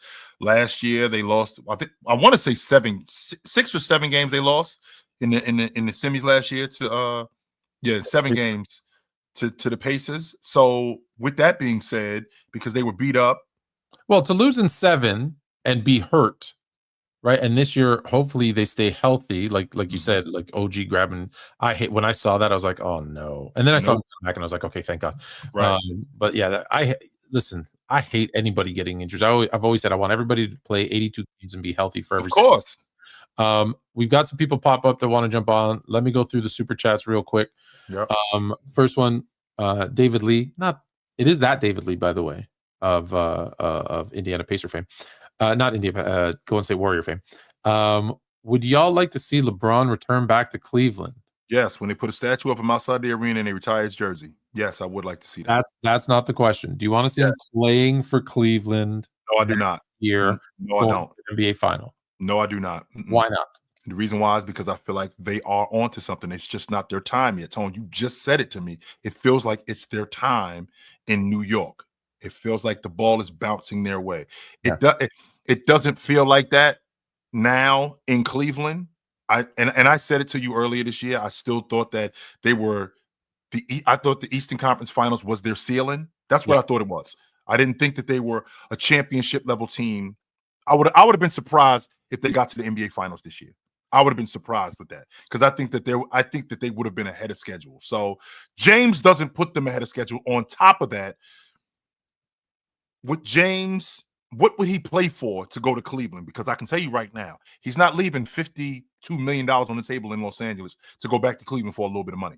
He's not doing that. That doesn't make any sense. I'd like to see him go back and just fail again, because why not? Because I don't want to have to defend 7 finals losses again, Tone. That's why. I don't want to have to defend that. Holy shit. Now you got to defend first round losses. It's worse. New York Knicks are finals bound. No way Indy bounces them again. We gonna, like I said, my heart is telling me. I'm with you. My heart is telling me the Knicks are getting to the finals, but my head is telling me be smart and look at this Indiana team and look at what they've done, and look at how much more they have to exert than what the Knicks are doing. I mean, how much more they have to exert than what Indiana's doing. Yeah, I hear it. I just, like I said, I already broke it down on why I think it's Knicks.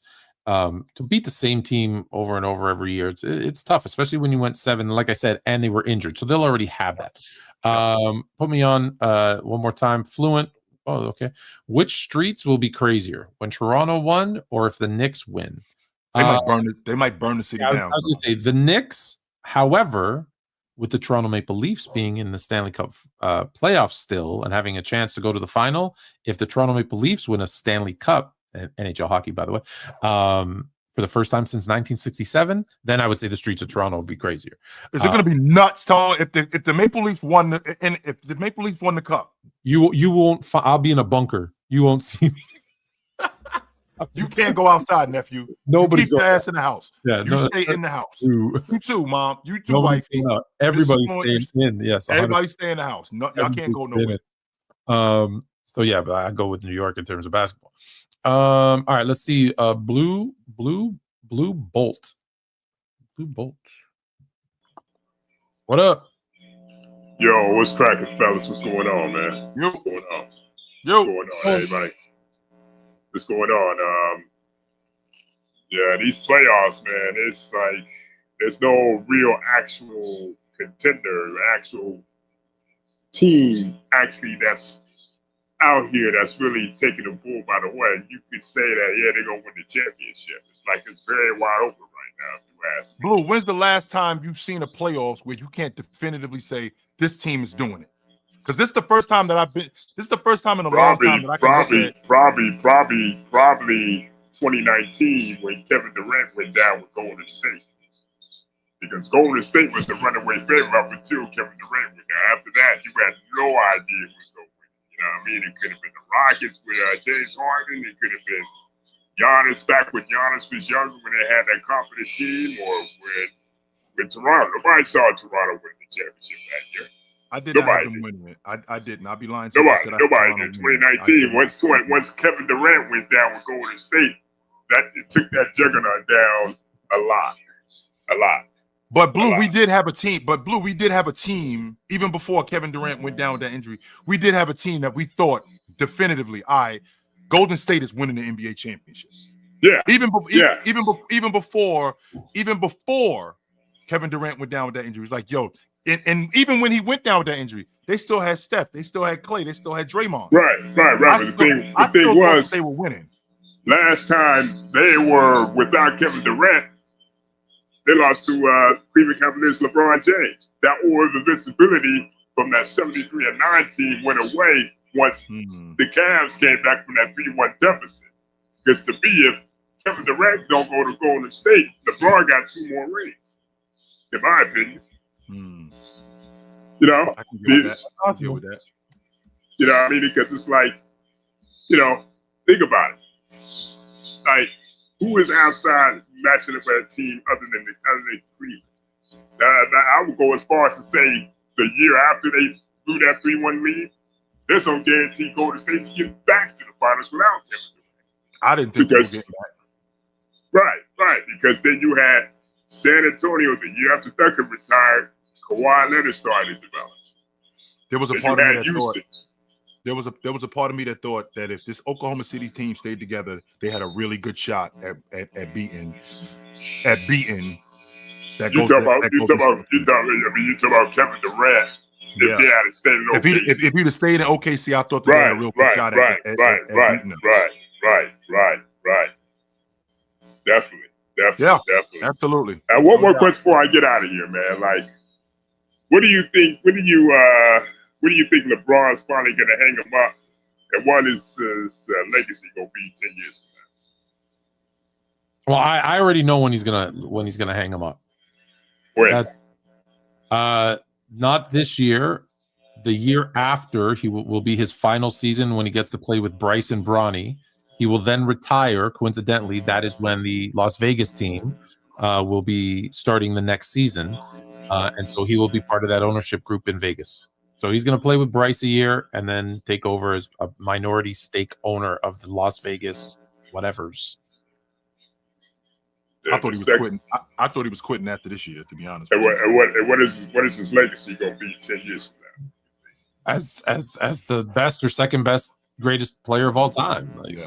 He's still going to be in the GOAT conversation. I think his legacy's written. I don't think anything he can do can change what his legacy is going to be. Like, unless he does something incredible in the next season or two, like if he wins like an MVP, like he wins an MVP, wins a championship and a finals MVP, he might convert to those other guys who are still on with Jordan. Yeah. For the most Yeah. part, you either have him 1 or you have him 2. Nothing Right. he's going to do at this point is going to change those people's minds, Right. and that's it. So that's Right. and as the older guys typically who have him 2 start to die off, and the younger guys, you'll see those polls.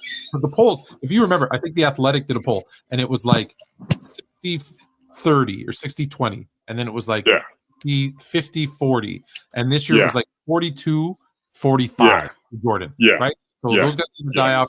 That'll teeter. Right. But other than that, his legacy's like I don't know if you've heard me speak before. I don't have active players in my top 10 in any. Yeah, I heard about that. Yeah, you told me about that. Even I make an exception for him. So I think it's pretty much written. I don't think it changes. Now, one more question for you. No, go ahead. My fault. No, I was just gonna say, because you said in 10 years, like, do you see someone?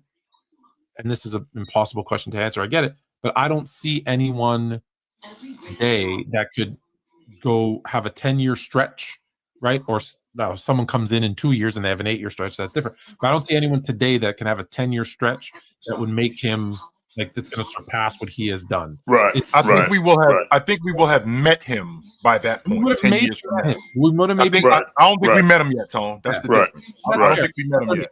By the time he was played, it'll be year 24, right? So have a guy for 10 years and say this guy who played 10 or 8 because we haven't met him yet is better than the guy that did 24 years. I don't know how that's possible. Yeah. He'd have to be. And one more question for you guys. Where do you think Giannis ends up next year? Gut feeling. San Antonio. Milwaukee. You don't think he leaves? Being in the situation where how it is now, and they don't have any draft picks, and they can't recover anything. They can't get better. Man. What incentive do we have to stay? I want to know that. Well, he doesn't have any incentive to stay. Milwaukee, on the other hand, who owns his rights, they have every incentive to keep him. So if they don't get a deal that works for them, they're not trading him, and I wouldn't trade him neither. No, I wouldn't trade him neither. So you think it's like a situation where if they don't have the right kind of trade in place and they don't like the trade, they're going to keep him. Oh yeah, they won't trade him unless it's the right kind of trade. But that being said, Milwaukee's the only team I don't see him on next year. That's what I'm in the same ballpark with you, Fluent. I don't see him there next year either, man, because it's too much going on. A lot has happened, too much turnover, and they capped out. And they can't get better. They cannot get better from this point. So best to do is to find it, Yeah. All right, y'all. Good talking with you guys. Appreciate you, no doubt. I don't have your theme music. I'm sorry. Oh. What up? No, man. Well, thank God you didn't bring me up first, man. I'm sitting here still listening. It's all good. Good to be here. But I'm gonna start with this one right here, because I'm gonna go real fast. But first of all, I'm gonna start with the Boston Celtics and address the elephant in the room. Porzingis is the reason why getting paid $30 million. I keep seeing him put up 4 points and 7 points. I'm like, wait a minute. When have I ever seen a star? He's not a superstar. He's a star. And we letting him get away with putting up those kind of numbers, and it's okay.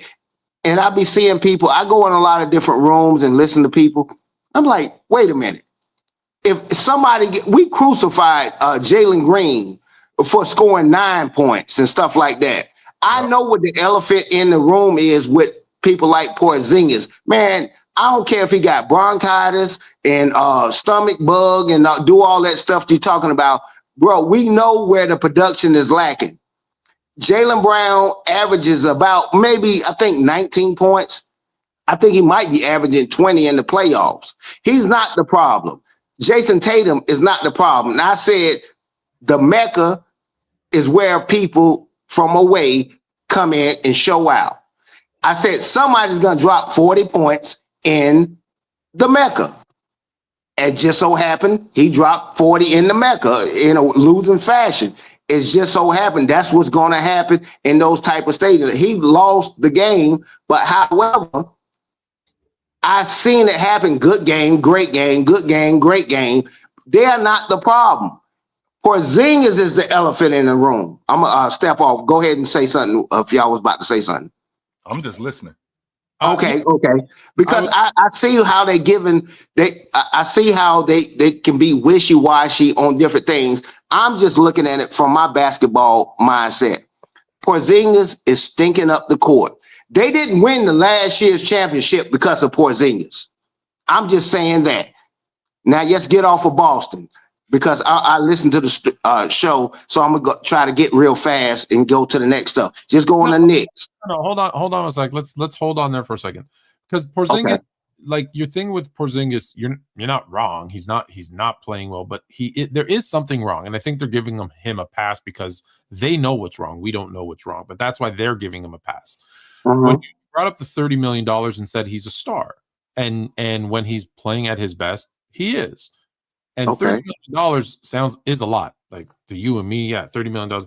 But if you think a star making half of what your two superstars are making individually, like that's not crazy, right? Like when you got Tatum and Brown making $60 million each, and he's getting 30 for what he does, okay, he's a fourth option on that team. He's inconsistent. I'm going to chalk it up because, like I said, there's clearly something wrong with him, right? We've seen him play better. We've seen him play throughout the season. So I'm not giving him a full pass, but at the same time, I wonder what's going on behind the scenes, because if there is something wrong, then sit him and let him get 100%, or no one's 100%, but you know what I mean, the best that he can, and let him come back. I think him kind of forcing himself to play, or them forcing him to play, I think is doing both the team and him a disservice. But at the end of the day, after tomorrow, it won't matter because they'll be out and he can focus on next season. Right. Yeah. My point exactly on that part of it. Yeah. But you understand exactly what I was saying. But yeah, okay, don't play him. Okay, if he's unhealthy, just not play him. 4 points that's bad, bro. That's bad on any level. Can I skip real quick because you got a show to do real quick? To the New York stuff. I'm watching the 40 seconds left in the Pacers. So go. Yeah, it's all you. Go ahead. Real quick. Yeah, real quick on the New York stuff. Yeah, and we both know New York been losing all of our lives. Yeah, it might be their time to shine. And I'm not quick to jump on bandwagons with New York and the Pacers and stuff like that what they're doing. And when I factor in the injury thing that's going on right now. Yeah, the Warriors are different without Steph Curry. Now, Mobley, Hunter, Garland, yeah, the Pacers jumped out and they jumped on their neck and they got 2 good wins. So, yeah, they're behind the 8 ball when it comes to doing what they're going to do now. So, yeah, the series might really be over. So anytime that happens, yes, the series might be over right now. Now, as far as the New York Knicks, go ahead and finish bragging. Yes, it's your time. But I've seen this every time throughout my life. The New York Knicks, they brag so much, and guess what? They'll end up getting their time a little bit later on. Somebody's gonna get them out of the way, just like always, what it always happens. If it's the Pacers, I don't care. They just brag too much for me, but it's all good. But hey, chill. I'm glad you at least got a chance to see Tatum drop people back off. They keep calling him a bum. I'm like, bro, stop with the cap. That dude is not no bum. That is an excellent basketball player. And you saw him drop 42 in the Garden, just like I said he would. He ain't what you think he is, Chill. And yes, he is. Yes. He is. He is that dude, man. I'm like, why did they disrespect him? And I hate he have to go through that. Yes, he is. He's exactly what I think he is. He is that dude. I appreciate that. All right, thank you. And thank you, guys. I appreciate you. He's an overrated bum. So I clearly got the games right. That's the great thing. It's two goats. That's me and you. Is that us? Yeah, that ain't Jordan and LeBron. That's what I thought it was. I didn't know that was us two, but word, I'm feeling that. Yeah. Watching this Indiana team. Did you see that? Even his doll flopped. I barely touched him, and LeBron fell. Man, looking for a foul. This dude, get out of here, man.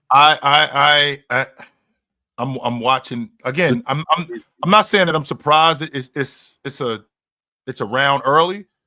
It's a round earlier than I thought they were going to get bounced. And again, I got the games right. I just got the wrong team. So I'm clearly in the right neighborhood, Tone. I'm just knocking on the wrong door. That's the problem. I'm clearly in the right neighborhood. You almost had me believing that. Yeah, I did. And people listen. People are going to say, "Well, this person was hurt, and that person was hurt, and da da da da." And all of those things are true. Mm-hmm. But like that's part of the game. It is. It's part of it. Like no one's ever healthy. Like when people say, "Well, that doesn't count because he was hurt," then nothing ever counted. Like someone said to me, whoever wins this year doesn't count because LeBron was hurt, Luka got hurt, Curry got hurt, Tatum got hurt, and they listed off like 10 people. And I'm like, then no season counts because there's always something that there's right. You said 94 don't count because Jordan retired. Like there's there's always something, right? The 2019 didn't count because LeBron went to the West and KD was hurt, and then Clay got hurt. Like there's always something. So like instead of making excuses for Cleveland, let's give the Pacers, like we did a little bit earlier, let's give them their due. They beat these dudes 4 times in a week. They beat these dudes 4 times in a week. They 4 times. 100%. There was great moments. There was big shots. There was right. Like this wasn't like a cakewalk. Like full respect to the Pacers. I thought it was going to be. I thought it was going to be for Cleveland. I had Cleveland beating them dudes in 5 games. I didn't see how Indiana, with what they were good at, I just didn't see Indiana, Tone, being able to handle these dudes 4 times or beat these guys 4 times in a week. I felt like Indiana didn't do nearly as much in transition. Their half-court offense wasn't working. Not only was their half-court offense not working, their defense wasn't even close to what Cleveland's defense was. From a talent standpoint, I felt like Cleveland was better. I felt like there was no reason why this team shouldn't beat Indiana. Even though I think Indiana had handled them throughout the course of the year. I think they beat them 2 or 3 times that they played them. But I looked at this series and I'm thinking they can't beat these dudes 4 times in a week. I don't see it, and I clearly was wrong. Hey, when you get 31 from Hallie, 21 from Pascal, 18 from Nemhart, 13 from like all 5 starters had double digits. Like this team, and any one of those could have been all of those numbers I just said. Any one of those guys could have scored that 20, that's what makes them so dangerous. And then you still had, Thomas Bryant with 9 off the bat. Like it's just they're so like we don't even like they played. I get it. This was a close game. Like this was a 9-point game. They were losing, and they went 2-4. They went 11 deep. They went 11. Oh, sorry, no. They went 10 deep because Walker went in for about 15 seconds. But I mean, like Toppin played 12. Bryant played 11. McConnell played 10. Mathurin played 11. Shepard played 12. Like 12 minutes is significant. So they have 5. Hell yes, it is, Tone. Hell yeah. You always talk about the playoffs. It's like your bench becomes 3 guys, right? Like you go about 8 deep. Your rotation gets shorter. Sure. These guys are going 10 deep, right? And it's like that's tough because when you're able to give these guys that much of a break, and they're playing like they do in the regular season, 36, 37 minutes a game. Yeah. That keeps them healthy. To your point, like with the Knicks, we knew Tibbs was going to do it. But I mean, like guys playing the entire third. We saw the Lakers in the first round. JJ played the same starting 5 for the whole second half. Yeah. That stuff starts to get to you. All right, we're going to get to Leaf in a minute, but first we have Big Holmes. They said Reese was overrated, but yet he in the conference finals 2 years in a row. Also, Jersey in this. You know what? Jersey in the house. No doubt. Jersey is in the house. You feel do you feel that player survey? Oh, I guess Leaf's not coming on in a minute. Do you feel that player survey that came out and said that he was the most overrated player? Did he What I'd like to know, Tone, played into his play? Oh, 100% it did. And this is why it makes me nuts when I hear, people talk about they don't involve accolades and stuff like that, because all of this stuff matters. All of it. How your peers view you, how your peers think about you, how you think about what other guys are doing. When you see a guy win the Defensive Player of the Year, when you see a guy win the league MVP, when you see a team win the NBA championship, all of this stuff matters. So for Tyrese Halliburton, number one, I'd like to know who voted on this. That's number one. You're never going to know, because it's however many anonymous players. That's what I'm saying. What pool of players did they get to vote on this thing? That's number one. Number two, this 100% fueled Tyrese off the strength that this 100% fueled Tyrese off the strength that Tyrese now has to prove that, you guys don't think that I'm as good as I'm advertised. So absolutely, let's do it. No doubt, let's do it. I'm definitely down to do it. I definitely think that was motivation. Hell yes, it was. Somebody, they're asking, what up? They're asking about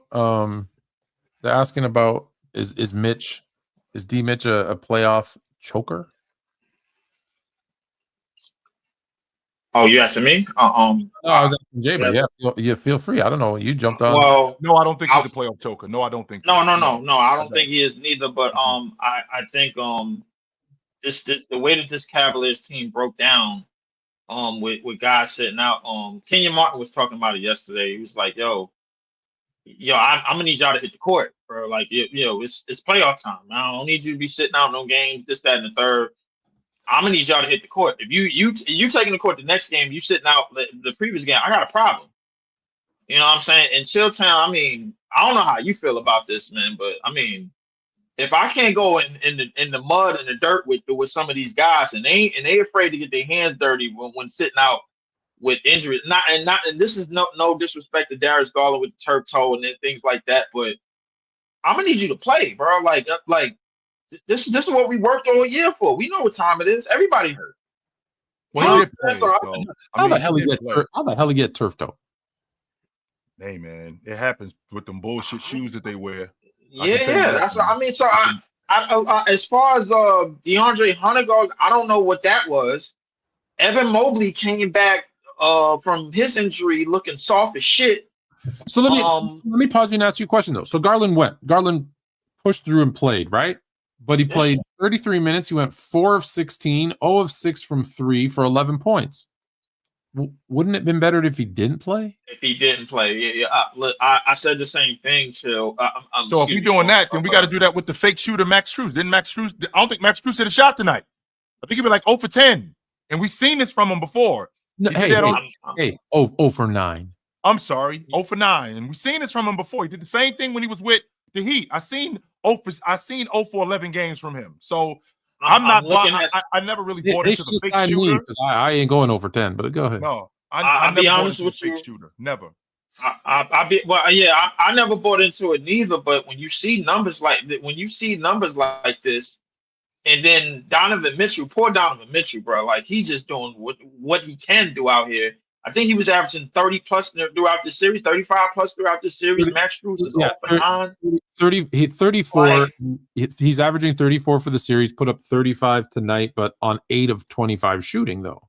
4 of 13 from 3. Like, so he's putting up a lot of shots to get to that number. We've seen a lot of guys do that. Like, we've seen a lot of guys shoot volume shots. We've seen listen, if he went 8 of 25 and dropped 35, what he's dropped. You know what? I got every 35, 9 and 1. He was 35, 9 and 1. If he did that and they won 114, 105, no one's saying anything about his shooting. And Tone, to add to your point, if he went, I don't know, 4 for 11, y'all be like, he ain't shoot enough. Right. Yeah. That's exactly what you'll be saying. He ain't shoot the ball enough. He ain't do enough. But the fact that he basically emptied the clip, and went 8 for 25, which I've seen other players do that, and I've seen other players leave it all out there. But I mean, I don't think he's a playoff choker. I don't think he chokes in the playoffs. I do think that they should have beat this Indiana team. I do. Listen, I do as well. Excuses. I don't like excuses for injuries, but no, I don't. When you have 3 guys out, right? When you have Garland, Hunter, Mobley. Yeah, Mobley, Hunter, and Garland all out. Like, you're probably not going to win. I mean, well, that's the thing, Fluent. I'm asking myself, what the hell happened so catastrophic for them to be sitting out of playoff games in the first place? Because I'm still holding on to the words of Kenyon Martin that, yo, you come back the next game, I had a problem. Yo, we got it. We in a fight. We in a dog. It's just this Indiana team ain't going away. They was in the conference finals last year by hook or crook, and now they back again. So I'm. So, Leaf, do you think that? So, Leaf, do you think that? Do you think that if I miss one game, so if I play, I should be able to play the whole series, or I shouldn't be able to play at all? To me, I mean, at least that's what I heard from Kenyon Martin. I'm talking about you, Leaf. I'm talking to you specifically, Leaf. Do you think that I should be able to play the entire series, or I shouldn't be able to play at all? Because I saw Chris Bosh. He had a strained abdominal muscle in 2012, and he missed 2 games of that series. He was able to come back. Should he have set out the rest of the series, or should he have played? Because just so you know, they don't beat Indiana without him. They do not. Right. They don't beat Indiana without him. But listen. Obviously, for me, I'm gonna say what's the severity of the injury, bro? Like, I mean, yo, are you hurt, bro? Like, I'm asking, yo, you sure you can't go? I'm asking. Like, if I'm in chill. If you ask me, chill. If we in the locker room, you ask me, yo, you all right? You can go. You get on the court. You can run. You can move.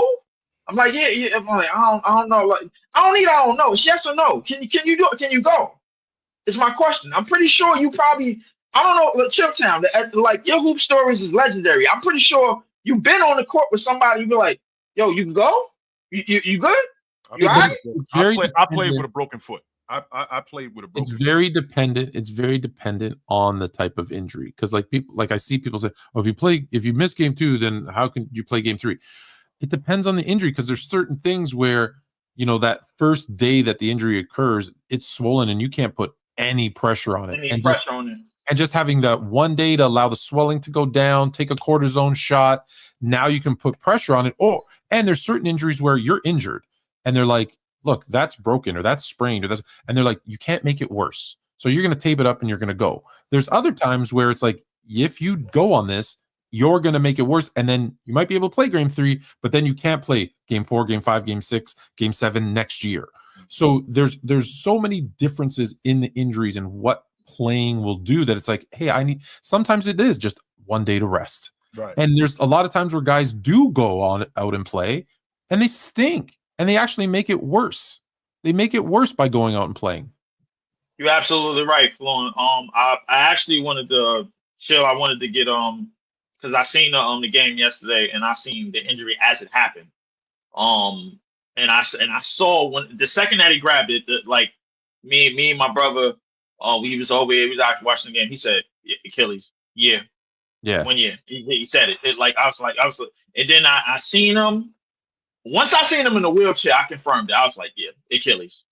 I'm like, I don't know. The way Boston players do have a tendency to need a wheelchair when they got to go to the bathroom. Paul Pierce did. That's true. I mean, well, as I respect you to say that, Fluent, bro. I mean, that was I get the joke, but this is a year, and with the way that this team is gonna basically hit the demolition button, because obviously they gotta get rid of a couple of players. Is it gonna be one of those? All right, yo, is this gonna be one of those we sit out a year and we don't compete at all type of things? I wouldn't be surprised, to be honest with you. I wouldn't be surprised. We talking about Boston. They're like, considering that tax bill, they may tank. They may tank next season. They may do that. If Boston wins 20 games next season, I'm gonna be impressed. If they win 20 games next season, they are getting a top 3 pick. Oh, they're And winning. And I only want to. They're winning the lottery. They might win the lottery, but banking on what happens with Milwaukee and the Giannis situation. But the only series that's still left is this Denver game. I think everybody, I was listening to the show. Everybody is jumping on Joker. This is what I can't stand about this era. You can't have a bad game in this era at all. You can't have a couple of bad games in the playoffs in this era at all. It's game by game. You play well. It is game by game. If you play well, you're the best ever. If you play bad, you're the worst ever. There's no in between. 100%. Yeah, there's no in between. And the thing that I don't know how we got to this point to where that is, because I'm seeing Joker and I'm seeing, all right, the field goal, when the field goal percentage is bad, when the assist to turnover ratio is bad, these dudes are still in games. And I'm not saying that much better from SGA. Let's be honest with you. SGA has had some blunders in the playoffs. So I'm looking at two teams. I'm looking at one guy that's going up against an all-time great defense, and I'm looking up at another guy who's going up against the Denver Nuggets. So I'm like, chill. I don't know. Like, did you hit the show with any of this going through your brain? Like, 100%. Tone, can you imagine if we had what happened in 1997 with Jordan against Miami in the East Finals, where he went 4 for 17 and 9 for 35 in the game? Like, how would we be talking about him today if he did that? Listen, like if he did that today, how would we be talking about him? They won in 5 games, so don't nobody care. Game 5. Nobody cares. Game 5 against the Pistons in 1988. He went Jordan went 4 of 8. Okay, now 10 of 11 from the free throw line, but different story. Right. And there's guys on X messaging me today crucifying him for that, and I'm like, first of all, it was 35 years ago. Right. Exactly.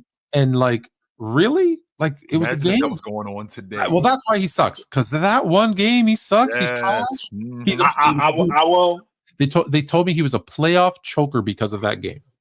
I will say this: we have gotten in a space, and I think you, both of you gentlemen, know we have gotten in a space where it's either really high and you're the best in the world, like you said, or it's really low. You've been this is fraudulent. He's a fraud. He can't go up against high level defense and this, that, and the third, man. And to my detriment, I do the same thing with a lot of players I don't like as well. But at the same time, we got to understand that you have to do certain things to build and make sure Joker is not being exposed on the court. The same way you would build around a Steph Curry, in the same way you would build around a Giannis. This is one of the reasons why I don't think neither one of those players should be traded anywhere. Because we've seen what happened to Luka. Luka's defense has got more exposed now that he's on the Lakers. And now Nico Harrison is starting to look like he was right all along.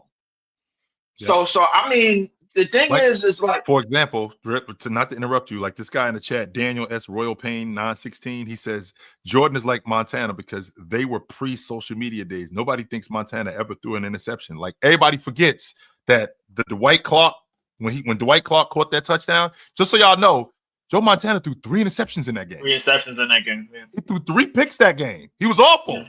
He was not good. He threw 3 interceptions that day. But the fact that we won, it goes right over people's head. We live in a space today, and I'm guilty of this. We live in a space today where if you are the best in the world and we call you the best in the world, I expect you to play at that level. No, that's the level. That's the level that I expect all the time. No, all the time. No, but all the time, Chill. No, it can't be no drop offs because you facing an all-time great defense like OKC. It can't be no drop offs. It's not from none of that. It's not even that. It's not that they want you to play. They want you to play perfect. See, and no one can live. No one. It's not, but that's the point. They want you to play perfect, and no one can live up to that expectation because why? Because we live in a time. You know when we started doing this? It's about failure. It's about putting people down. It's about like the negative, and that's all we talk about. So we're waiting for them to fail. We're waiting for them. And when you set the bar at perfection, they're all gonna fail. You know the player that we started to do this with? LeBron. Yeah. That's who we started to do this with. We know where to find you at, brother. Absolutely. And before I leave, bro, listen, I know we're gonna use the wrong choice of words because I'm looking at the title of the show, but rigged, fixed, whatever you want to call it. You can't tell me that ain't nothing going on. You can't look me square in my eye and tell me that ain't nothing going on. The NBA is the WWE now. That's what I've been convinced of. Okay. So I trade a top 5 player to the Lakers. I'm golden. I'm getting a top 3 pick. That's what it looked like. The NBA is the WWE now. Well, here you go. Bam. If they trade Brown to the Lakers, they will. No, I think they're gonna win. I think they're gonna win it regardless. Then I think they're gonna win it regardless. This is the Boston Celtics. They've been robbing the lottery for years. Like, what are we talking about? I saw this today because you brought up Joker and like they're picking on him and the supporting cast and whatever. Let me give you this list that was sent to me today. LeBron has Luka, although I think Luka has LeBron, but story for another day. Steph has Butler. Giannis has Dame. AD has Booker. Kyrie has AD. Ant has Gobert. Embiid has Maxey. Kawhi has Harden. Jokic has Murray. Okay. I know where you're going with that. What's the of those number 2s? Maybe Maxey's the worst, but is Murray's the second worst? No. Yeah. And the second worst based on what standards? I'm asking the question. Is he the second worst of all those number 2s? No. Probably. Rank them. Luka, Butler, Dame, Murray, Booker, AD, Gobert, Maxey, Harden.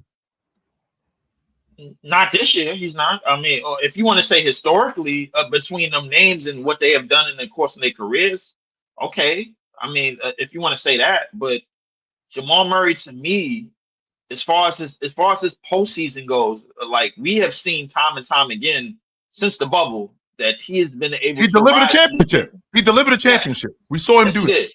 Yes, we saw him average. We saw Joker average 39. I would have preferred if they went too deep. Right, but before I go, we saw Joker average 30, 10, and 9 during that championship run. On the long side of that, if I'm not mistaken, this young man, Jamal Murray, was averaging damn near 30. He was averaging 32 a game against the Lakers. He was averaging 32 and 7 against them. That was in the whole playoff atmosphere, he was probably averaging 28 plus, if I had to say him. So, I mean, I don't know where this whole the thing is, odds don't tell us lies. So I mean, we could go off whatever we want. Jamal Murray, since he has returned to that lineup, and remember, Denver played 2 playoff runs without him, and we saw how that went. Since he has come back, he has been legitimately the number 2 on that team. And he's had drop offs, of course, but when he's on, he's on. I gotta give him that. You know what I'm saying? That's what it is. I still got the Nuggets to win this series. Nuggets and fries on me, man. All right, brother. Good to talk to you, my dude. Appreciate you, man. T Sweezy. I know we're over time. Do you have another minute? Yes. All right. T Sweezy. What up? Hey, how y'all doing? What up? Talk to you in a while. What I was gonna say, what do you think about the NBA draft lottery being rigged? Like, why they rigged it for the Mavericks? Do you think that Adam Silver said, "Hey, trade Luka to the Lakers to help James, and we'll bail you out in the lottery, just try to get in the play-in or something," like, because that's crazy though, because the Bulls, the Wizards, the Jazz, the Nets, teams like them, they should have, you feel me? Like, that's crazy that they at the bottom 10. You know what I mean? And then the Spurs got 2 picks. I have I'll tell you. I have actually, we didn't get to it earlier with Trista, but I actually have a couple of different theories. So hear me out for a second. What's the biggest city in America? New York. New York. Okay. How are the Knicks doing right now? Great. Good. Okay. What's the second biggest city? Los Angeles. I was going to say California. Los Angeles. Los Angeles has Kawhi, Harden, Luka, LeBron. The third biggest city is San Francisco. No, wait a minute. I'm sorry. The third biggest city in Texas? Dallas, Fort Worth. Texas. Dallas, Texas. Interesting. So let's get our biggest city a big star because they need to make money. And I said there's multiple theories. 2, the Luka to LA. Let's get a star in LA and boost up our Lakers, and then we'll give you the first round pick. That's the one we talked about. Here's the third one that we didn't talk about. Do you know what the owner of the new owner of the Dallas Mavericks, what he wants to do with the team? Yeah, he wants to move him. He wants to move him to Vegas because they own the Sands Casino. And so they want to build a huge complex for the Mavericks or whatever the Vegas team is going to be called, but for that team to play in with like a casino and a resort, and it's going to be like a full NBA experience. To move the team, the NBA is going to ask for hundreds of millions of dollars. On top of that, that would also get them billions of dollars for a new expansion team in Dallas. Hey, you want us to do it and put our money, our hundreds of millions of dollars to do this the right way and pay you hundreds of millions of dollars? No problem. Give us the first pick. There's so many reasons why they could have, should have done it. That now, is it just blind luck that they just won the draft? Sure, that's also a possibility. Yes. Billions of dollars. That's how the lottery works. I've got billions of reasons why it could be the other way. That's all. And that's what. So it's no point in taking teams to lose out. No. I don't think there's a point for teams to lose out. How many times has the worst record team won the lottery? Detroit was the worst team at basketball last year, and they didn't have the first pick. They had like the fourth pick. And Utah was the worst team in basketball. They had the 5th pick also, just like Detroit did. The worst team almost never gets the first pick. So almost never. I'm good. That's crazy. I got one more question. So I'm a Celtics fan. So this is this core last dance.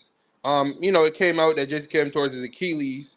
If we keep this roster, this team would be over $600 million in the luxury tax, and that'd be the largest with the CBA. Jayson Tatum is coming off his last year of his rookie max, and JB will be entering his 2nd or 3rd year of his supermax.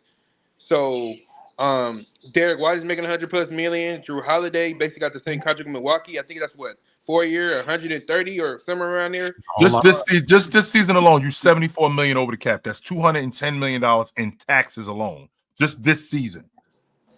So next year it's going to be even more. Worse, yeah. They're not doing that. They're not. Damn. So they're not doing that. Do you think it's possible, if they could, since Tatum going to be out the whole 25-26 season, trade everybody, bid around Tatum, or just keep JB and Tatum and trade everybody else? But somebody's going to have to take a pay cut because, KP contract's not hurting us. Because he only making, what, 30 mil? Who? I'm with Tone on this. I'm not breaking up Jayson Tatum and Jaylen Brown. I'm not doing it. I don't like it. But I think, look, if the problem is if you keep Tatum and Brown, you're going to have to go a season without Tatum, obviously. And they're on the books for $120 million when Tatum comes back. It's hard to those build two alone. Just those two alone. So it's hard to build a team when the cap is 175, when you have two guys taking up 120 million, because they don't have, like they do now, like the rights to re-sign their players for whatever that are on the team. So that's the problem, is keeping everybody around, and the other guys don't make, like Porzingis $30 million, but it's expiring next year. Everybody else 20, 10. Like, okay, Sam Hauser making 10. All right. Yeah, he's the undrafted fraud. I want him on my team. But 10 million is, in today's world, as crazy as it isn't that much, right? Like, it's a good deal. So it's going to be tough, because when you have those two guys and then you have to build on minimum and mid-level exceptions, it's tough. But let's be honest, not crazy. So they could do that and just give it up a year. Other people think, hey, if you trade Brown and Porzingis, you're saving $100 million and then build around Tatum. So I think either way, you'll be back up and running in 2 years. Yep, I think so. Back up and running in 2 years. 100%. Do you see us tanking next year? Tanking? I don't know. Tanking isn't the word that I'm thinking about. The thing I'm thinking is you're not going to be good next year. No. Okay. Because your best player is going to be off the books. Now, what they're going to try to sell you is, no, we're not just going to throw that season away. Give me a break. It's too much money, and we're going to find out who Jaylen Brown really is. That's what we're gonna do. We're gonna find out who Jaylen Brown really is. So. Hey, it might be But we one. way over time, though. See, Oh, wait, way wait, over We time. got to fight Good- Raccoon Face. Yeah, good to talk to you, brother. All right. brother. Appreciate y'all. Have a good one. Absolutely, brother. 30 seconds. Yep. Big fan Breezy. I'm sorry, unless you have like put it in the message board if you only have one question for like 5 seconds. But let me just, can I tell you how to fix the draft lottery? Because someone told me that it wasn't broken, and it's called me goofy, and I'm like, here's a million reasons why it's broken. Like it's a code that no one knows what the key is or the lock, and they can just make up whatever they want. Here's what I want, and tell me if you think it's goofy, as this idiot said. If every team that is in the lottery, right, has, I want their logo on a ball. The balls need to be weighted equally. Okay, that's the first thing. But that being said, everybody has their logo on a ball. The team with the best odds, I don't know what the number is. I'm just going to use an example, okay? So the team with that had the worst record gets 100. The team that had the best record gets, I don't know, 4. Okay? And what happens is live on TV, all the balls are in the thing, and the balls get popped up to the top. Again, you have to show this that they're all on the thing, weighted and the same. And they all have and all you do is you pull up the team logo, and the first team that gets 3 gets the first pick. The next team that gets 3 of their logo gets the second pick. Because now there's no codes, no bullshit, no nothing. It's, hey, I saw the logo, it came up, we know all the balls were weighted the same. Cool. There's no wishy-washy codes, formulas, blah, blah, blah. That's it. Just a team. And look, if you only have 4 balls and 3 of yours come up, cool, man, you deserve to win the damn lottery.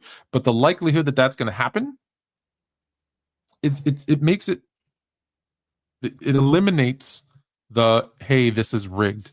Hey, this is a fraud.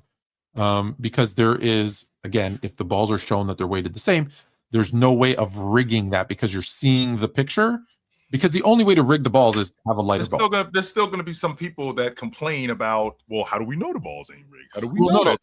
they put the balls on a scale, Sure, and you see them, and the ball goes into the thing, and it's right, and it's all done, boop, live, boop, boop. It's all the same ball, boop, boop, and they put them all in, and then.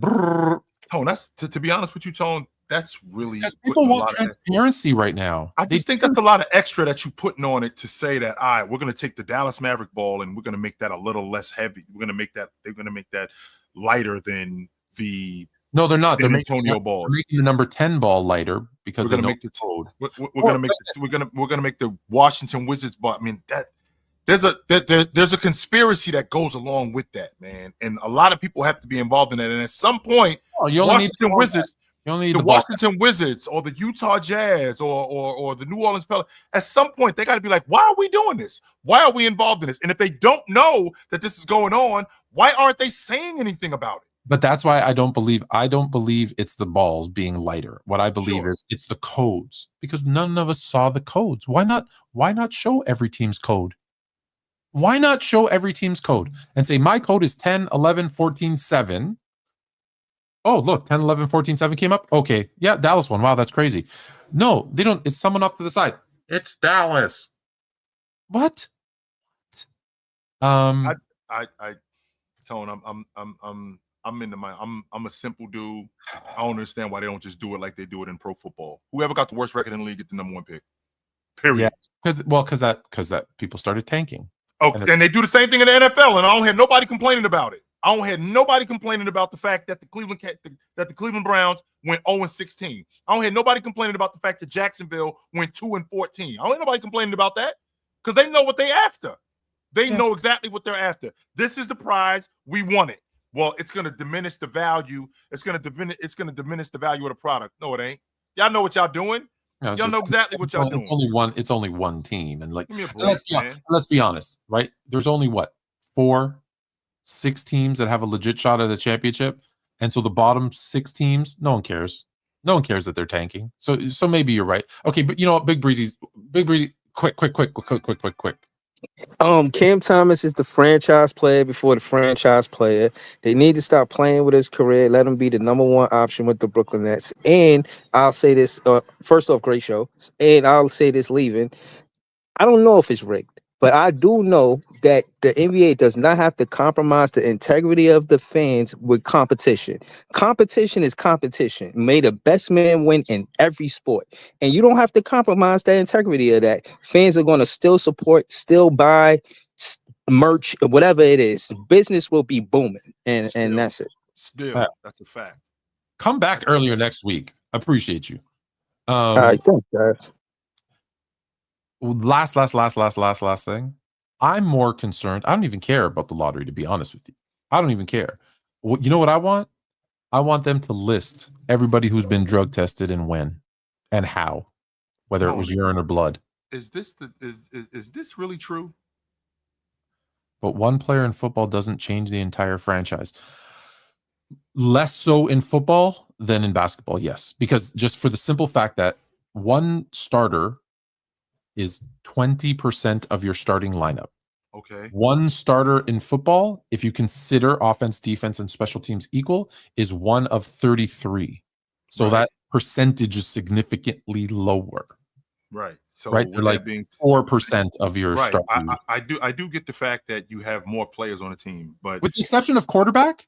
That's what I was about to ask you, Tone. Yeah, a quarterback doesn't turn around my franchise. Are we serious right now? With the exception of quarterback, yes, which means that's one player who can completely turn my franchise around. How often couldn't be further from the truth. How often does a franchise-changing quarterback come along that they're right about with the first pick? And that's the point, Tone. That's why that's why nobody. That's why when it comes to getting the number one pick, that's why when it comes to getting the number one pick, why people are so up in arms about this guy specifically. And why they're up in arms about that guy specifically. Go back. Let's go. Not today. We're going home, or we're getting off.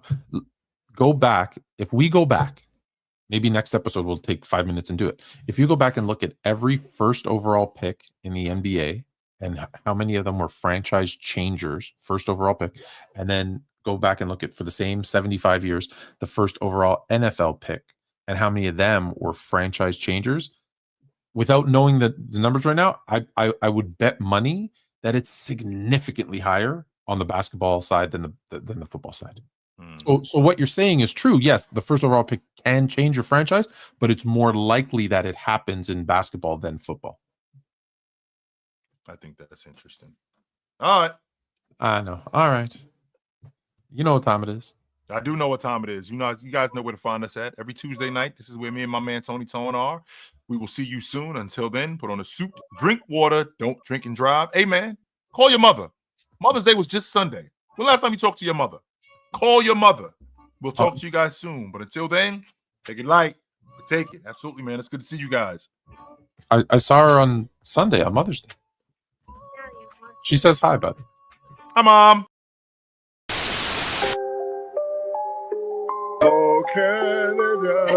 Put on a suit, drink water, don't drink and drive. Hey, man, call your mother.